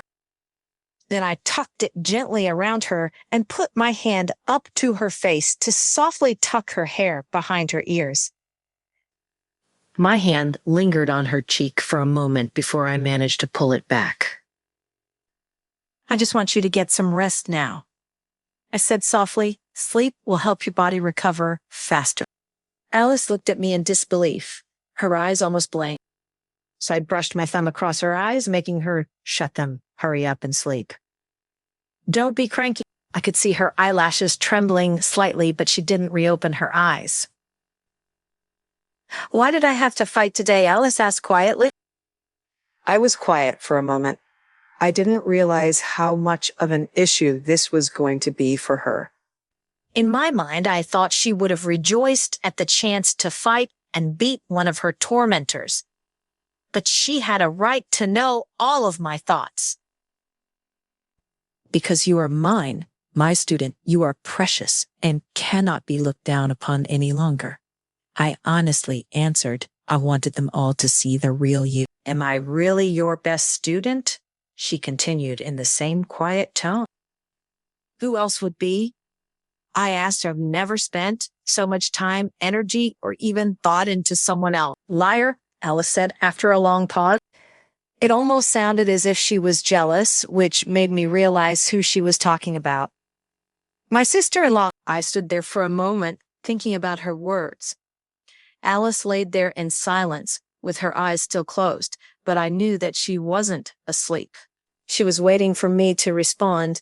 I thought for another moment, trying to pick my words carefully. Alice, that's different. You're different. I paused again. How could I make her feel better, but not push my feelings onto her? When I saw you standing in that ring today, I knew that you were better, and it made me really happy. I'm the happiest I've been in nearly a decade. I couldn't resist grabbing Alice's uninjured hand and bringing it to my lips for a sweet and soft kiss. I thought it was a good sign that she didn't rip her hand out of mine immediately. Thank you for coming today, I whispered, and then walked outside to cool myself down. By the time I walked back into my bedroom, I found Alice sleeping deeply with my pillow wrapped in her arms and pressed against her face. I went into the bathroom so I could clean up and wash all of her blood off of me. Then I put on some pajamas and climbed into the bed next to her, staying on top of the quilt. I wasn't going to pass up the opportunity to sleep next to her again. The night on the mountain had been amazing in itself. Her beautiful face had looked so peaceful under the stars, along with the warmth of her body as she had curled into me. I had said I had patience. I had said I could wait. Now I was realizing just how hard that would be. Chapter 22, The Mutant Wolf, Alice's Paw. I took a few more deep breaths, trying to calm myself down. As I leaned against a tree during practice, it had been a few days since my duel, and my life could not have been any more different. Since starting training daily with the rest of the shifters, I was no longer a maid and was actually being treated like a decent shifter for once. By almost everyone, at least. I glanced around the tree and back towards the group of people that were training today. Olivia stood off to the opposite side of the area, and even from this distance, I could feel her glare. We had a few classes together by now, and none of them had ended well. I wasn't sure how it was going to be training with Simon in a group setting, but it was even worse than I imagined. Instead of ignoring me like everyone else he trained, he would deliberately go out of his way to embarrass me during training. Just a few minutes ago, he had set a trap so that as soon as I backed up in a spar, I tripped over a large tree branch and fell square in a pile of mud. I had to run off to cool myself down and to not react to him. The frustrating part was that it made me want to run to him even more. I should be pissed, but all I could think about was getting back at him. I wanted to trick him back, only I knew it wasn't a good idea. People had already noticed enough. There were whispers about Simon liking me or me liking Simon. I didn't know which was more embarrassing. William and Olivia both had turned extremely jealous and sour after our first practice. This caused William to repeatedly challenge Simon during training, as if trying to prove himself to me. He was still convinced he was my mate. Simon had no problem mercilessly defeating William every single time he tried, but it didn't stop him. And Olivia's jealousy showed itself by her constant death glares to me. Unlike my experience, Olivia's life was worse after the match. The fact that she had lost to me earned her a lot of teasing, which was something she was not used to. She probably would have attempted to challenge me every day as well. But I had heard Simon tell her that I was off limits after the stunt she had pulled at the end of the duel. He said that until she learned how to fight properly, she couldn't fight at all. So now she just sat angrily in the corner, watching us all practice every day, and she never took her eyes off of me, waiting for her time to strike. I was sure, but she would never get that chance as long as Simon was around. I rolled my eyes and returned to the training. Simon was looking at me as I walked by, but I tried to ignore him. I refused to look at him for the rest of practice. As the day was coming to an end, more and more people left. But I waited behind, even though he annoyed the crap out of me. The small bit of time I got with Simon, by myself, at the end of practice, made the whole day worth it. I started to daydream about what I would say in our time together tonight, or what I would do. Before I noticed, Olivia had walked up next to me. I took in my surroundings and realized that James and William were missing. No doubt they had taken Simon to distract him so that Olivia could finally talk to me. Of course, she couldn't do it alone, though. There was a small group around her as she approached me. Olivia's own personal supporter. She led them, trying to at least pretend that she still had all the power here. I saw a small scar above her eye, which made me smile in petty pride. Hey, Alice, we were just wondering if maybe you would like to go outside the palace with us, Olivia said, faking niceness. Yeah, like that's not suspicious at all, since when did she call me anything other than ugly bitches or torment me? However, this could be my opportunity to get out of the palace again. I had understood after that night on the wall that I was being watched, and I was curious to find out more. For instance, like why they were spying on me. Sounds fun, I said, with a smile, using the same tone that she had just used on me. Olivia looked excited, not suspecting for a moment that I was using her. She gestured for me to follow her, and I willingly did. At least it would be Olivia that got in trouble if we got caught. Not me. We hadn't gotten far outside when her group slowly started to surround me, as expected. But it wasn't much longer until I heard other sounds starting to surround me as well. The group looked around in panic as we could hear growling, getting louder and louder, and then without warning, the giant mutated rogues burst out of the woods around us. Everyone screamed and scattered. I stayed where I was standing my ground. This wasn't my first time seeing a mad rogue, so I wasn't as frightened as some of the others. Plus, it couldn't be a coincidence that there was an attack the moment I left the palace. Maybe those human spies had something to do with the mutated shifters. Olivia transformed into a large gray wolf in front of me, preparing to make a stand as well.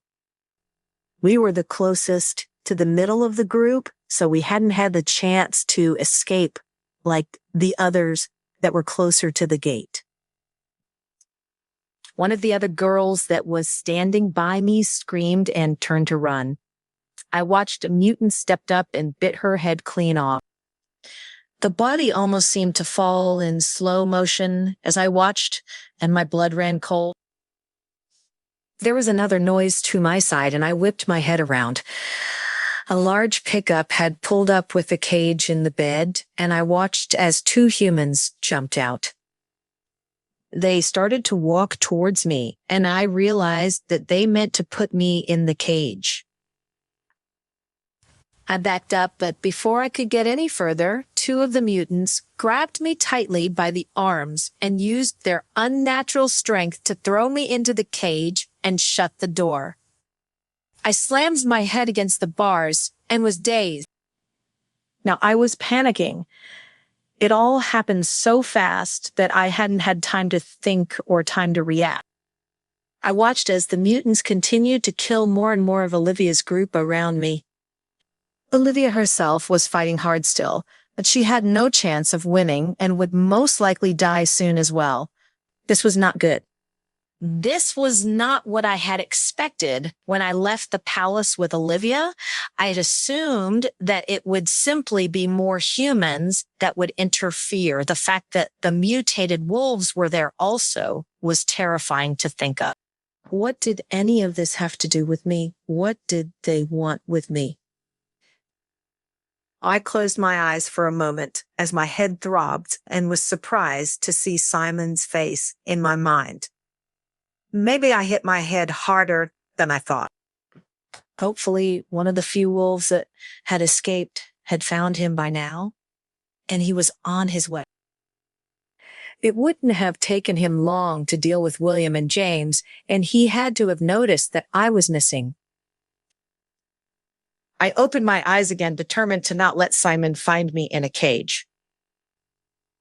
One of the humans started to approach it, no doubt to check on my condition since I had screamed when my head hit the metal. I easily fell back into my normal act of being weak and defenseless to get her to drop her guard. I slowly mutated my hands behind my back, and then as soon as I got the opportunity, I reached out and slashed her through the metal bars. Then I grabbed one in each hand and tapped into my wolf strength to bend them apart enough for my slim body to squeeze through. The humans still laid on the ground, holding the wound I gave them, so I took the opportunity to try and escape. Most of the wolves' attention were on a bleeding Olivia fighting a single mutant wolf. Olivia locked eyes with me, and I watched as she backed her opponent towards me. All of them turned my direction and seemed to realize that I had escaped. She wouldn't let me leave without her. Now it was just me and Olivia, surrounded by multiple mutants. I bent over quickly, pretending to tie my shoe, but tied my ankle to Olivia's now human again ankle instead. If I knew her, she would try and sacrifice me to save herself. And that wasn't happening. If I was stuck, then so was she. If she escaped, then so did I. I stood up and reluctantly went back to back with this vindictive bitch. I didn't trust her, but I didn't have much choice at the moment. As if to prove my point, I felt Olivia's hands press against my back as she tried to push me into the pile of shifters that were amassing against us. She shrieked in surprise and annoyance as shoving me pulled her down as well. I quickly rolled to the side before she could land on me, but she lunged for me again, trying to use me for a shield. We continued to scuffle, and the mutants surprisingly didn't lay a hand on us, so they really must care about keeping me alive. Only Olivia would be naive or dumb enough to fight with me while still surrounded by actual enemies.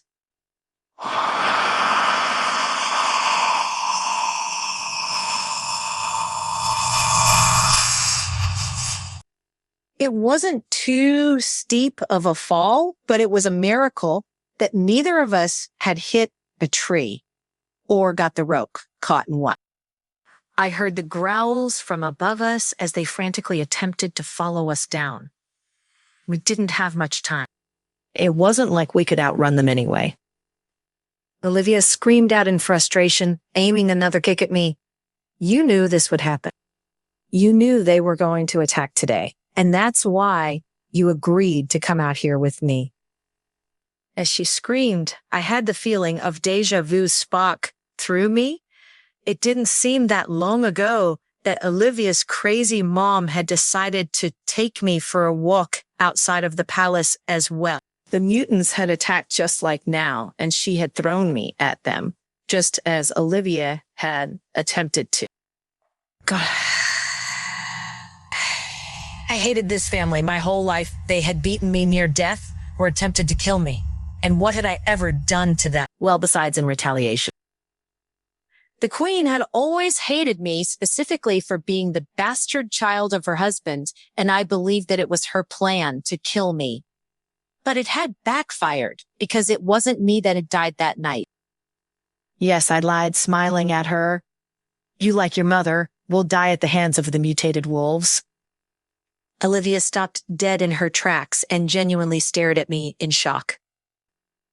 Just then, a large growl ripped out from behind us. We both turned to see the largest mutant wolf that we had ever seen. Without hesitation, the mutant leaped at us, claws outstretched and jaw ready to bite. I heard Olivia scream. This was it. Chapter 23 Aftermath, Alice's Pova. The wolf was still bounding at us when all of a sudden there was a loud whistle that sounded through the entire trees. I clapped my hands over my ears. Even without wolf hearing, that whistle was piercing. Then he came to a stop. Suddenly, without another look towards me or Olivia, he turned and took off. I stared after him in surprise, wondering what on earth could have made them retreat, and so quickly they had almost gotten us. It had to be Simon. Please be Simon. Olivia's fist suddenly flew at my face from the side, and I didn't have time to react as it made contact with my cheek. My entire body twisted around at the angle and strength of which she hit me. Were you that fucking dumb? Yeah, I screamed as my already injured head throbbed again. I pulled the rope that tied us together as far apart as possible so I could keep my distance. That's for what you said about my mom, Olivia shrieked back, and then she came at me again, tackling me to the ground. And this is for the attack, you filthy fucking trash. Skank. I pushed her over and rolled on top, getting a few good hits of my own before I felt arms grabbing at me and pulling me off her. The touch was familiar to me, so I easily gave in as they pulled me back. Simon was there and he looked worried. He grabbed both sides of my face and turned my head from side to side, examining me. Then he continued his exam down the rest of my body. When he got to the rope on my ankle, he bent and quickly removed it, rubbing the rash that it had caused. I looked over and saw that the Alpha King had arrived as well and was tending to his more important daughter. Simon stood back up and I saw relief in his eyes, but with the relief also came anger. What were you thinking, Alice? Simon scorned. Why didn't you call me? Don't you have your phone? He sounded so anxious, and for the first time it made my heart hurt. I wanted to comfort him, and I felt bad that it was me that had caused him all this worry. I stepped forward and wrapped my arms around his waist and pulled my face against his chest in a hug. His breath caught at first, but then I felt him relax and put his arms around me and lean his chin against the top of my head. I was just worried, he whispered down, only loud enough for me to hear. The feeling of his arms wrapped around me was making my body tingle, and the adrenaline that was still filling my body was giving me some very naughty ideas and thought. Definitely not stuff I wanted to do for the first time in front of my so-called family. After a minute, I unwillingly pulled away and took on a serious tone. Back to business as usual. Do you know something about me? I asked Simon and watched as his eyebrows raised. Do you know why these humans were trying to arrest me? Simon's eyes flashed, and I could tell that he did indeed know something. I don't know either, he said, and I stared at him in surprise.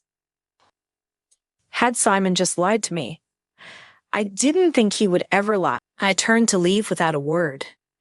If he didn't want to answer me, then I would just have to go and talk to the Alpha King. I could feel Simon's eyes on my back the entire time I walked away. What aren't you telling me? I asked the Alpha King calmly, why are these humans trying to capture me? He just stood there and looked at me in surprise, as if shocked that I would dare stand up to him or ask him questions. I don't think I had ever asked him for anything my entire life. Even as a child, I could feel that I was not wanted. I'm waiting, I said impatiently, trying to ignore as I heard Simon walk up behind me. Olivia's jaw dropped as she stared between our father and me. The king noticed Olivia as well.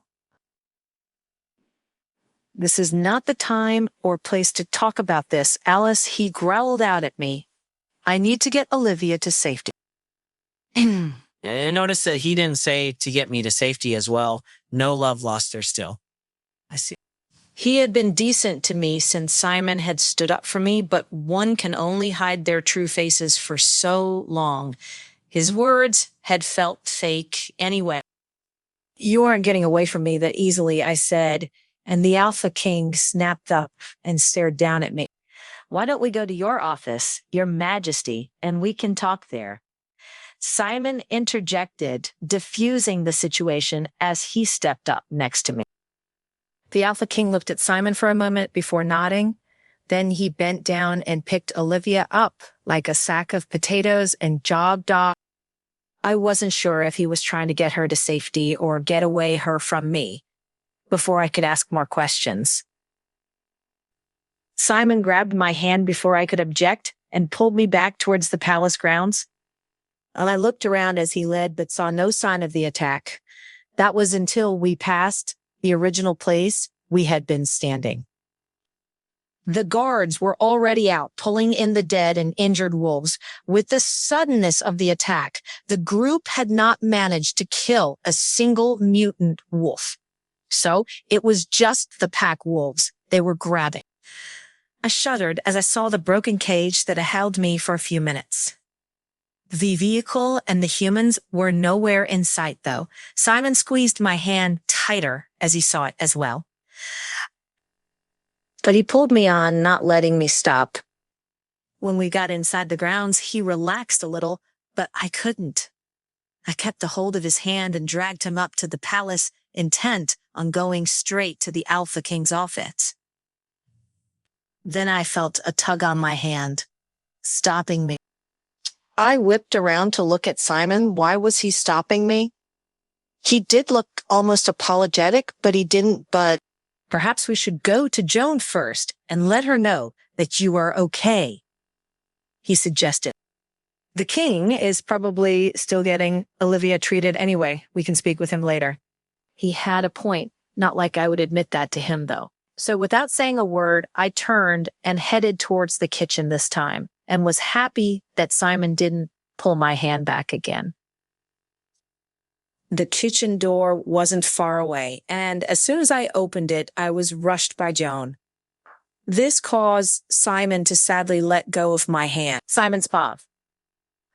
My heart was still pounding hard as I felt Alice's hand slip from mine and watched her converse with Joan.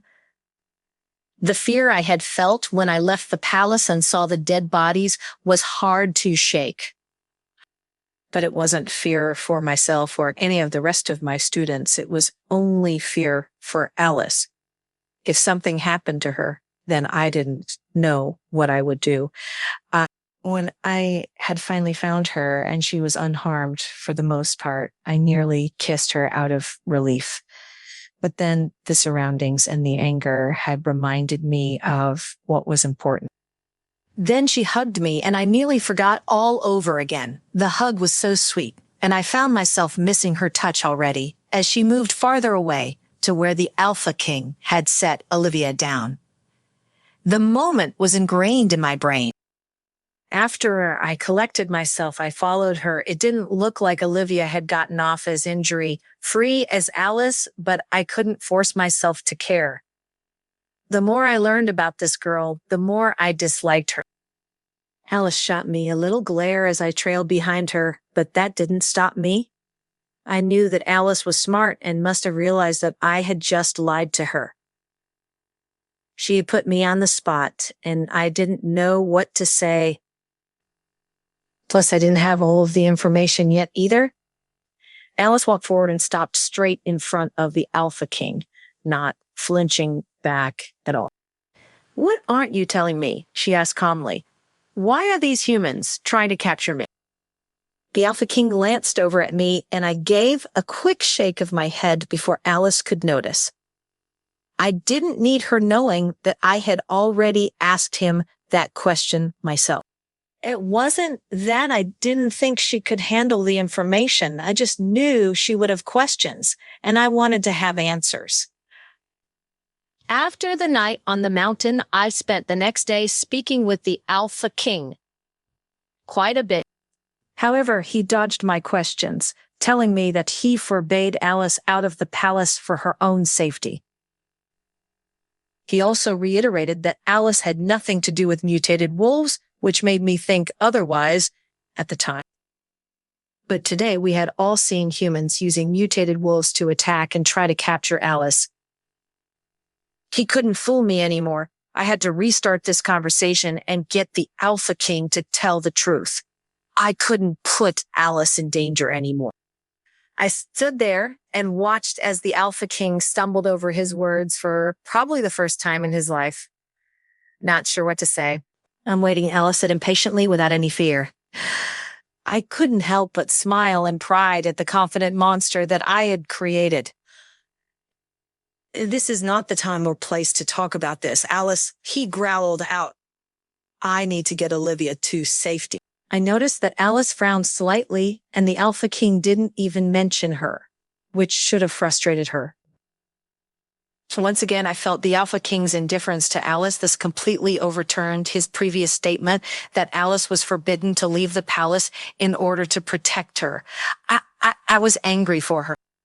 Was she really the daughter of the Alpha King?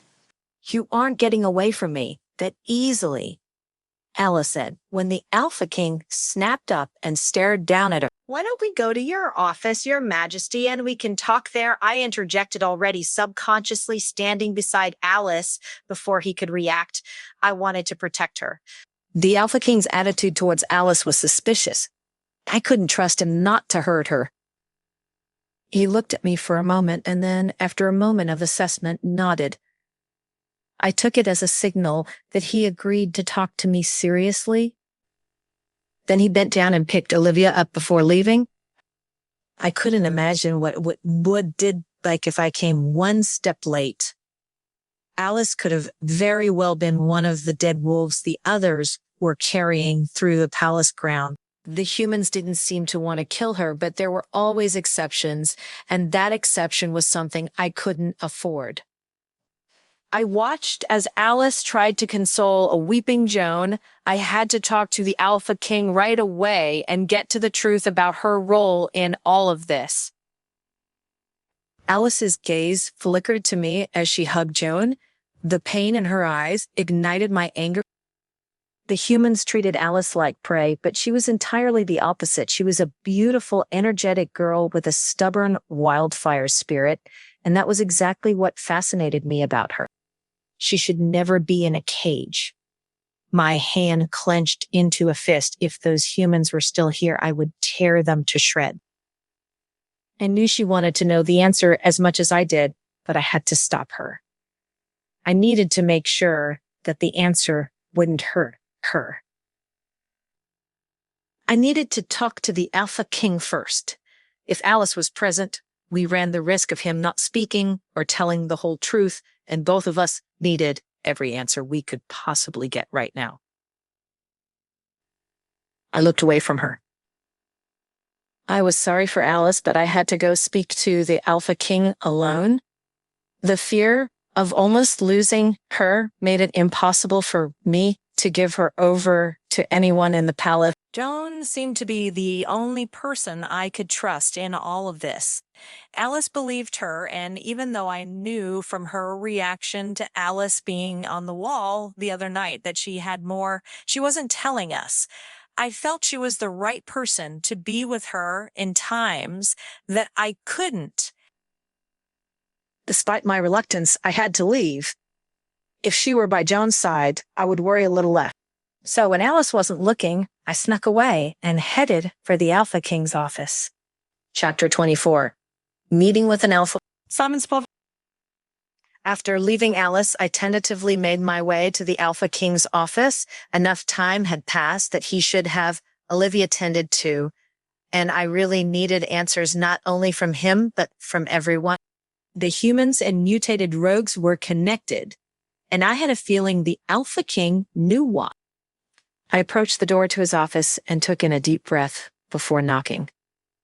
Enter. I heard his voice boom through the closed door. I gathered myself before turning the handle and pushing it open. Your Majesty, I began. You elected to meet with me after managing Olivia's wounds. How is she? I asked only out of courtesy. I didn't actually care. And he looked up at me from the papers he was holding in his hands. Yes, Simon, please take a seat. She's doing well. Thank you. You really saved the day. I responded only with a nod. It wasn't me, it was Alice. But he'd never admit that. I took a seat in the open chair across from him and pressed forward with the conversation. Sir, I was wondering if you could answer some questions for me concerning Alice. I asked with a level voice. Years and years of experience had taught me how to properly control my emotions. The fear of almost losing her was hitting me harder than I expected. I put my hands into my lap to steady them as I saw them begin to shake at the idea. Alice, what about her? The Alpha King asked in an innocent voice, which I instantly knew was a lie. With all due respect, Your Majesty, you know what I mean? If I'm to put a stop to the mutated rogues, then I need to know the truth. I leaned in closer to him from my seat. This is the second time that those humans have tried to capture Alice now, and it can't be a coincidence. What aren't you telling me? The Alpha King stared at me for a moment and then seemed to break down in front of me. He covered his face in his hands and slouched over in his chair. You have to help me, he exclaimed. I was taken by surprise by his outbursts of emotion. He looked as if he was on the verge of tears, or at least he was trying to be, but still nothing came out. I raised an eyebrow at him and sat back in my seat. Help you with what I asked, playing into his bit. Those humans, he said more calmly and took a deep breath to add to the dramatics. They are from a laboratory that is not far from this pack, and they are responsible for the mutated rogues. He glanced up at me as if expecting a gasp of surprise or some kind of reaction. I just looked straight at him, encouraging him to continue. I already knew this, but I didn't want to let him in on anything. They're responsible for the missing shifters that have been reported in this area. They take them to use them as bases for their experiments, he continued, and that's where I need your help. They kidnapped my uncle and have been holding him captive for years. I waited for him to say something more, but when he didn't, I interjected. How can I help you? Don't you have guards you could send out? And what does this have to do with Alice? The Alpha King shook his head. They're not as well trained as you, Simon. I hired you because of your skill and knowledge. I believe you can help me rescue my uncle, he explained. I had originally kept Alice to use as leverage in getting my uncle back, but it never worked. They refused to release him. What I said, feigning surprise. What do you mean that you kept her? I thought she was your daughter. He was on the cusp of giving me what I needed. I just had to push him a little more. I just said that to protect her, the Alpha King said defensively, his voice still managing a small broken effect. She's one of them. A mutation of sort. And there it was. All of my suspicions were officially confirmed, but for some reason, I still found his story odd. He was only staying on the surface level and seemed to be painting himself in a much better light than I was sure was the truth. I had to get him to say more. I needed to get to the bottom of this. Explain, I said simply, waiting to see what else he would come up with. Despite being the Alpha King of this country, I knew he saw me an equal. Since the first moment we met, he had treated me and my ideas with the utmost respect because of our shared class, and in this moment, I knew I could use that to my advantage and push him further than anyone else would dare. Even Alice. The Alpha King sighed after my uncle was abducted. I attempted to rescue him immediately, but was unsuccessful. They were more prepared than I expected of humans. However, during my rescue mission, I ended up saving one of the scientists there, a young pregnant woman, Alice's mother. It was all starting to make sense. Her mother was indeed pregnant before she made it to the pack. The Alpha King continued without my prompting. She seemed so frightened, and I had to bring her back, despite her being a human. I couldn't leave her there. It was for her own safety. But then when Alice was born, we were all shocked. Nobody was prepared. He paused for effect. She came out already mutated and different from anything that any of us had ever seen before in our lives. Unfortunately, Alice's mother's frail human body wasn't able to withstand the labor of giving birth to a supernatural baby, and she died not long after Alice was born. And although Alice seemed like a freak of nature, I knew that she needed to be protected. So I allowed everyone to believe that Alice was mine. I wondered if he seriously thought I was buying the story. It seemed based on a small seed of truth, but I wasn't believing his motives or decisions, as he told them. The Alpha King still looked defeated, really trying to sell the fact that he needed my help. It wasn't until the mutated rogues began to appear in the following years of Alice's birth that I realized that they were similar and that Alice wasn't a normal demi-wolf as I had originally suspected. He continued. It was then that I realized that Alice may be extremely important to the humans. Why do you think they want her so badly? I couldn't help but ask. We were finally getting to the part of the story that I wanted to know about.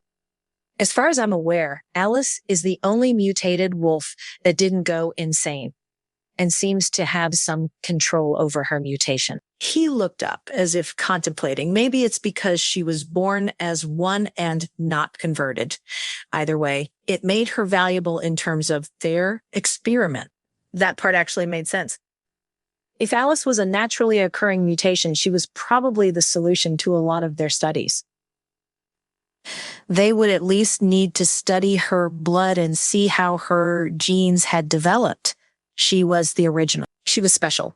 You have realized that's what they are, correct? The Alpha King questioned, shaking me from my thoughts. The mutated rogues. They are all experiments to create abnormally large and powerful shifters by using the blood of my uncle on normal humans. I nodded, and the Alpha King sighed again, this time in relief. Good. I'm glad you understand. That's why I need you to help me save my uncle for the safety of the shifter world.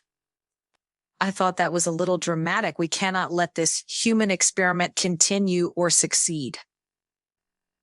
If they are able to get Alice, they might be able to figure out a way to work out the kinks and create the ultimate army of mutated shifters. Once he had finished telling me his story, I could sense that something was off. Just as I could always sense with Alice, I had a talent for sorting through bullshit and finding the truth. I was worried about a potential army as well, but I didn't believe that was his main concern. So what's the plan? I asked, prodding to find out his real motive. If Alice is what they want, then I think she is our best bet at getting to them. We could use her as bait. There was no way in hell I was actually going to let that happen, but in order to keep him talking, I had to tell him what he wanted to hear. I had to act. We could gather some soldiers, and while you infiltrated to save Alice from the inside, we could attack them from the outside. The Alpha King smiled. Then you could find my dear uncle and notify me of your exact location, so that way I am able to save you. The way he said, your uncle suddenly had me more suspicious. If I had to make a bet at the moment, I would say that his true intentions were to use me and Alice to help destroy the humans and then trap us along with his uncle and allow us to perish with the lab. He definitely wanted to destroy the threat of the human lab, but he didn't want anyone else around. That could be a danger to the position that he held. Too bad he didn't realize that I had no intention of staying here, and hopefully Alice wouldn't either. However, I didn't want to show all of my cards yet and wanted him to believe that I was still on his side. I still needed his help in taking down the lab, whether I liked it or not. Alan had his few rogues, but they wouldn't be enough to take on a whole base. I contemplated what to do for a moment and then smiled. That plan sounds like it could work. How do we get Alice to agree to being bait? I'll leave that to you, the Alpha King said with a chuckle. And I made another mental note about how quickly his emotions had just changed. So I was to tell Alice, man, she was not going to be happy when she found out. Tom, the Alpha King stood up and walked to the door. Let's begin preparations. The sooner we start, the sooner this can all end. He held the door open, allowing me to stand and walk out first. I waited as he closed the door behind us and then followed him down the hall. When he rounded the corner, I heard footsteps from behind us. I quickly ducked around the corner, knowing exactly who would be not far behind me at the Alpha King's door. It was Alice, and she looked mad. Chapter 25. An unexpected visitor. Simon's pull. There was a light knock on my door. Surprising me, I wasn't expecting anyone, and nobody usually dared to visit me except for Alice. But at this point, she usually just walked in, or it sounded like she would break the door down when she knocked. As far as I knew, she had no idea I had spoken to the Alpha King alone, and I planned on keeping it that way in order to protect her. When I saw her standing outside of the Alpha King's door earlier that evening, I knew that she was pissed. Whether it was at me for breaking my promise to take her there myself or with the king was yet to be determined. I just hoped it wasn't the former. Leaving Alice standing there, knowing the king was inside, was challenging. God knew how much I wanted to tell her everything. However, I needed time to organize my thoughts. She was so smart that I couldn't let her find out I was hiding something from her until I figured out how to tell her the truth. I walked to the door and cracked it open. My eyebrows raised in surprise as I saw Joan standing outside my door. She stood tall as I looked at her, and I saw a glimmer of Alice's strength and stubbornness. There was no fear in her eyes, which I admired. "May I talk to you, please?" she asked, glancing around behind me. Her shiftiness told me that what she wanted to talk to me about must be good because she didn't want anyone to overhear. I stood aside, and she slipped immediately by me and into the room. Hopefully she would tell me more about Alice and how she was faring. I walked over and sat down on the small couch and gestured for Joan to join me. However, she shook her head and began to pace, or at least that's what it looked like to me. "I caught a human from the lab in the palace," Joan suddenly announced. My eyes widened. I was not expecting that. "What? Wait." "I found them in the kitchen, pretending to be a cook, but I know my kitchen," and I instantly knew something was up. Joan had a severe look in her eyes, and I knew her news would only get worse. I immediately captured him and took him to my room for interrogation. I stood up, "Then let's go." "No, he has already been dispatched," Joan sighed. I couldn't leave him alone to give him a chance to escape, so I already questioned him and got all the information I could. Who was this lady?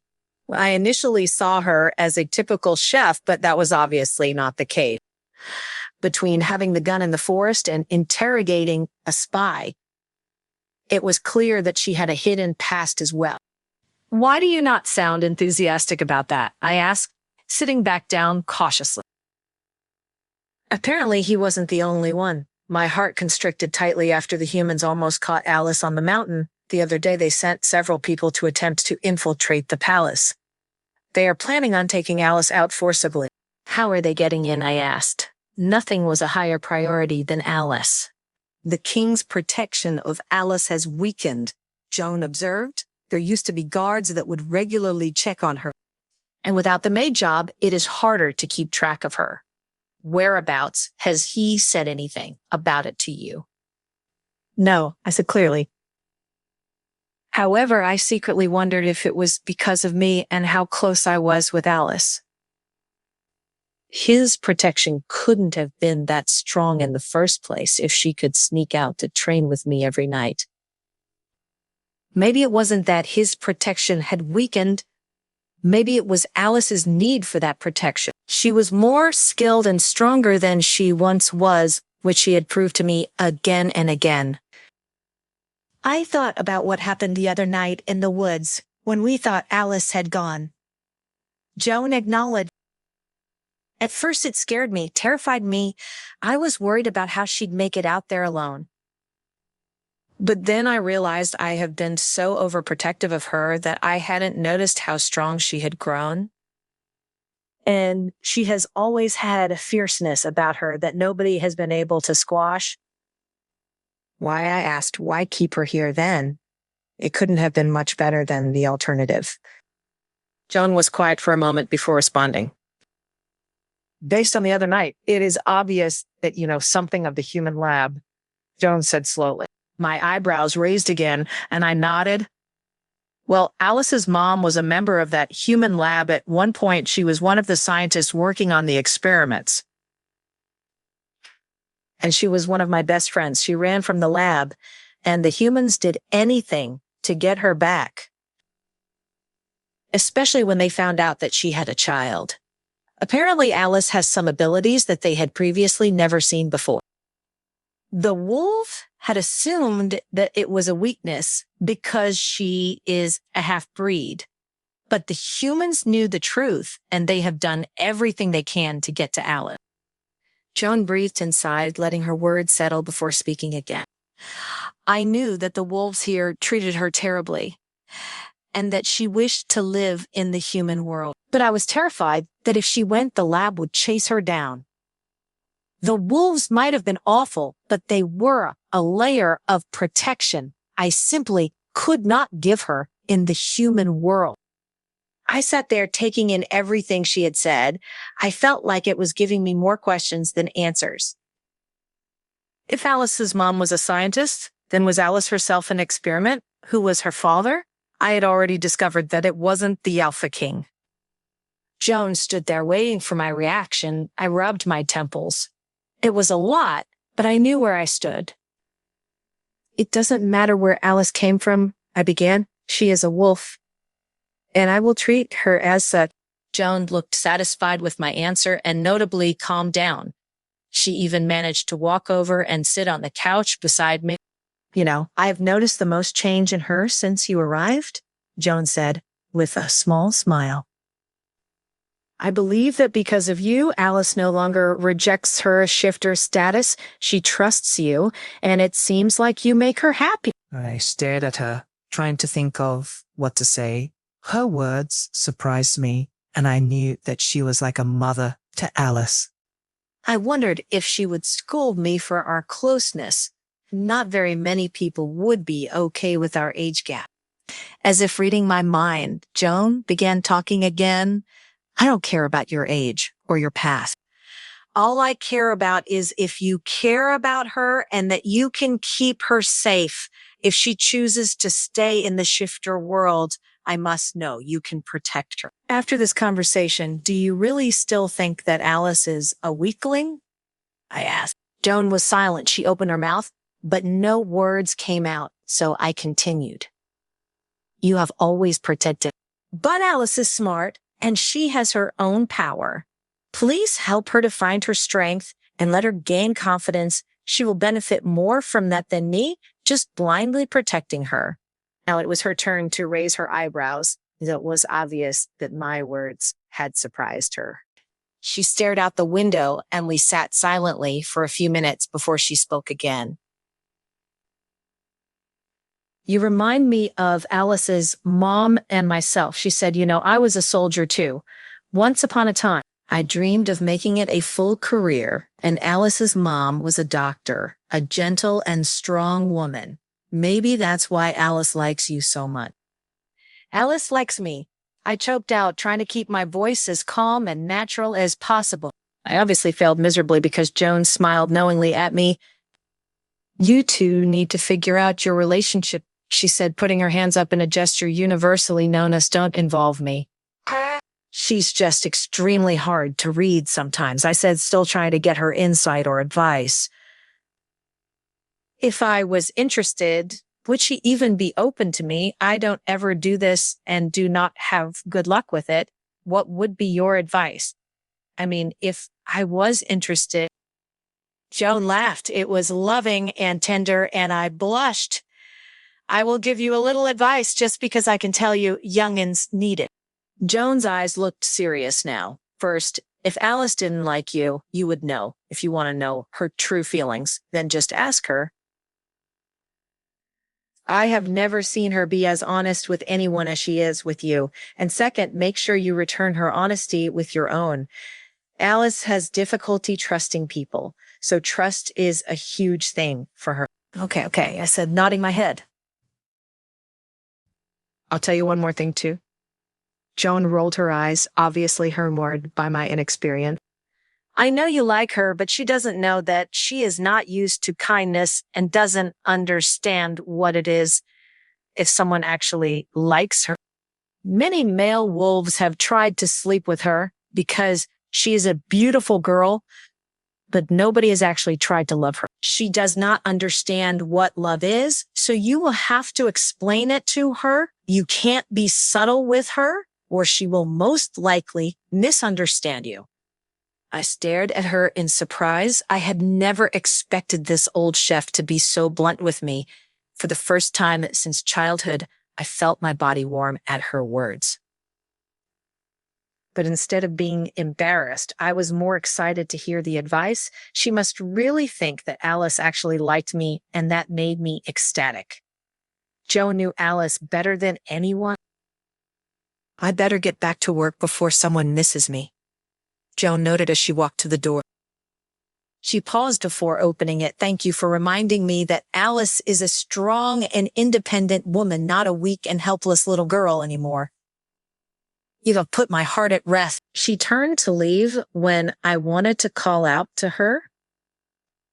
Wait, I shouted, since Alice's mother was a lab member, does she have anything left to solve Alice's dilemma? I asked. No wonder Alice likes you, Mr. Simon. You are sharp, I smiled in response. Joan reciprocated it and then nodded. Alice's mother did leave behind something that could help her.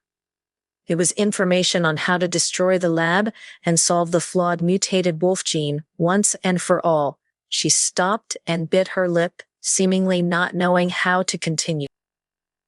What about Alice? I asked nervously. Alice will be fine, she finally stated. The lab is what's important. Important. I started, surprised at hearing her say such things. She can't shift and doesn't have a wolf.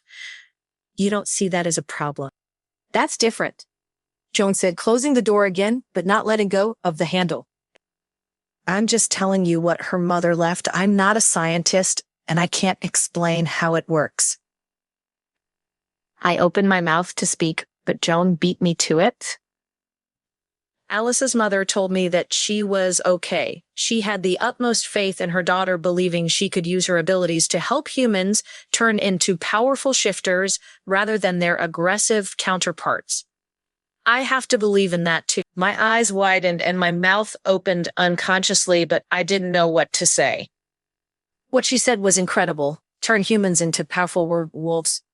I knew that the human lab was doing experiments like this, but as far as I knew, they all failed. It was where the mutant rogues came from. However, I also knew that Alice was special, but the idea that she and she alone could rectify this error didn't cease to amaze me.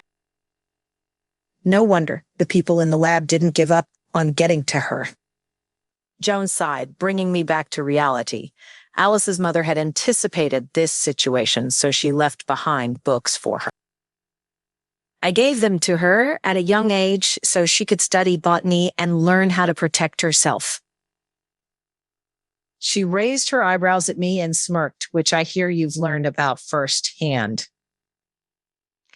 I remembered the time when Alice made my face covered with acne. She later told me that it was because she used some kind of herb. So that was how she knew what to do, the book. But rather than thinking fondly of the memory, it only angered me. Her mother expected Alice to carry this burden alone. The thought made my blood boil. You of all people should know that her mother's wish is near impossible. Alice did not grow up in the human world, and she was not systematically trained. How is there any possible way that she could learn enough about the technology needed to fight against the laboratory? I heard my voice rising, but I couldn't stop it. I clenched the couch cushion for support. Calm down, Mr. Simon, Joan said softly. I understand that it's difficult to hear. I reacted the same as you at one point, but Alice's mom had no choice. She needed someone to stop the lab experiment. She tried herself, but without success. There is no doubt that she loved Alice, but she is in the same amount of, if not more, danger now as she would be fighting against them. According to the humans, Alice should have become the perfect artificial werewolf, a result of 2 successful experiments. Despite her inability to fully shift, the lab will give up on hunting her. There was a long silence after Joan stopped speaking. I thought about what she had said and slowly let go of the couch. None of this has anything to do with Alice, I stated, shaking my head. She has suffered for too long and deserves revenge on those who have done her and her parents wrong. You have shown her a lot of beauty in the human world, but that's only part of it. Does she know about any of this? Joan shook her head sadly, confirming my gut instinct. Alice had no idea. She would be destroyed once she found out. Then my thoughts caught me off guard. A situation like this, and the first thing on my mind was her. I was hopelessly falling in love, and there was no stopping it. I nodded at Joan, my future clearly laid out before me. All right, we should keep it that way. I have experience with combat. I can handle this, all of it. Now tell me, what methods did Alice's mother leave behind to destroy the lab?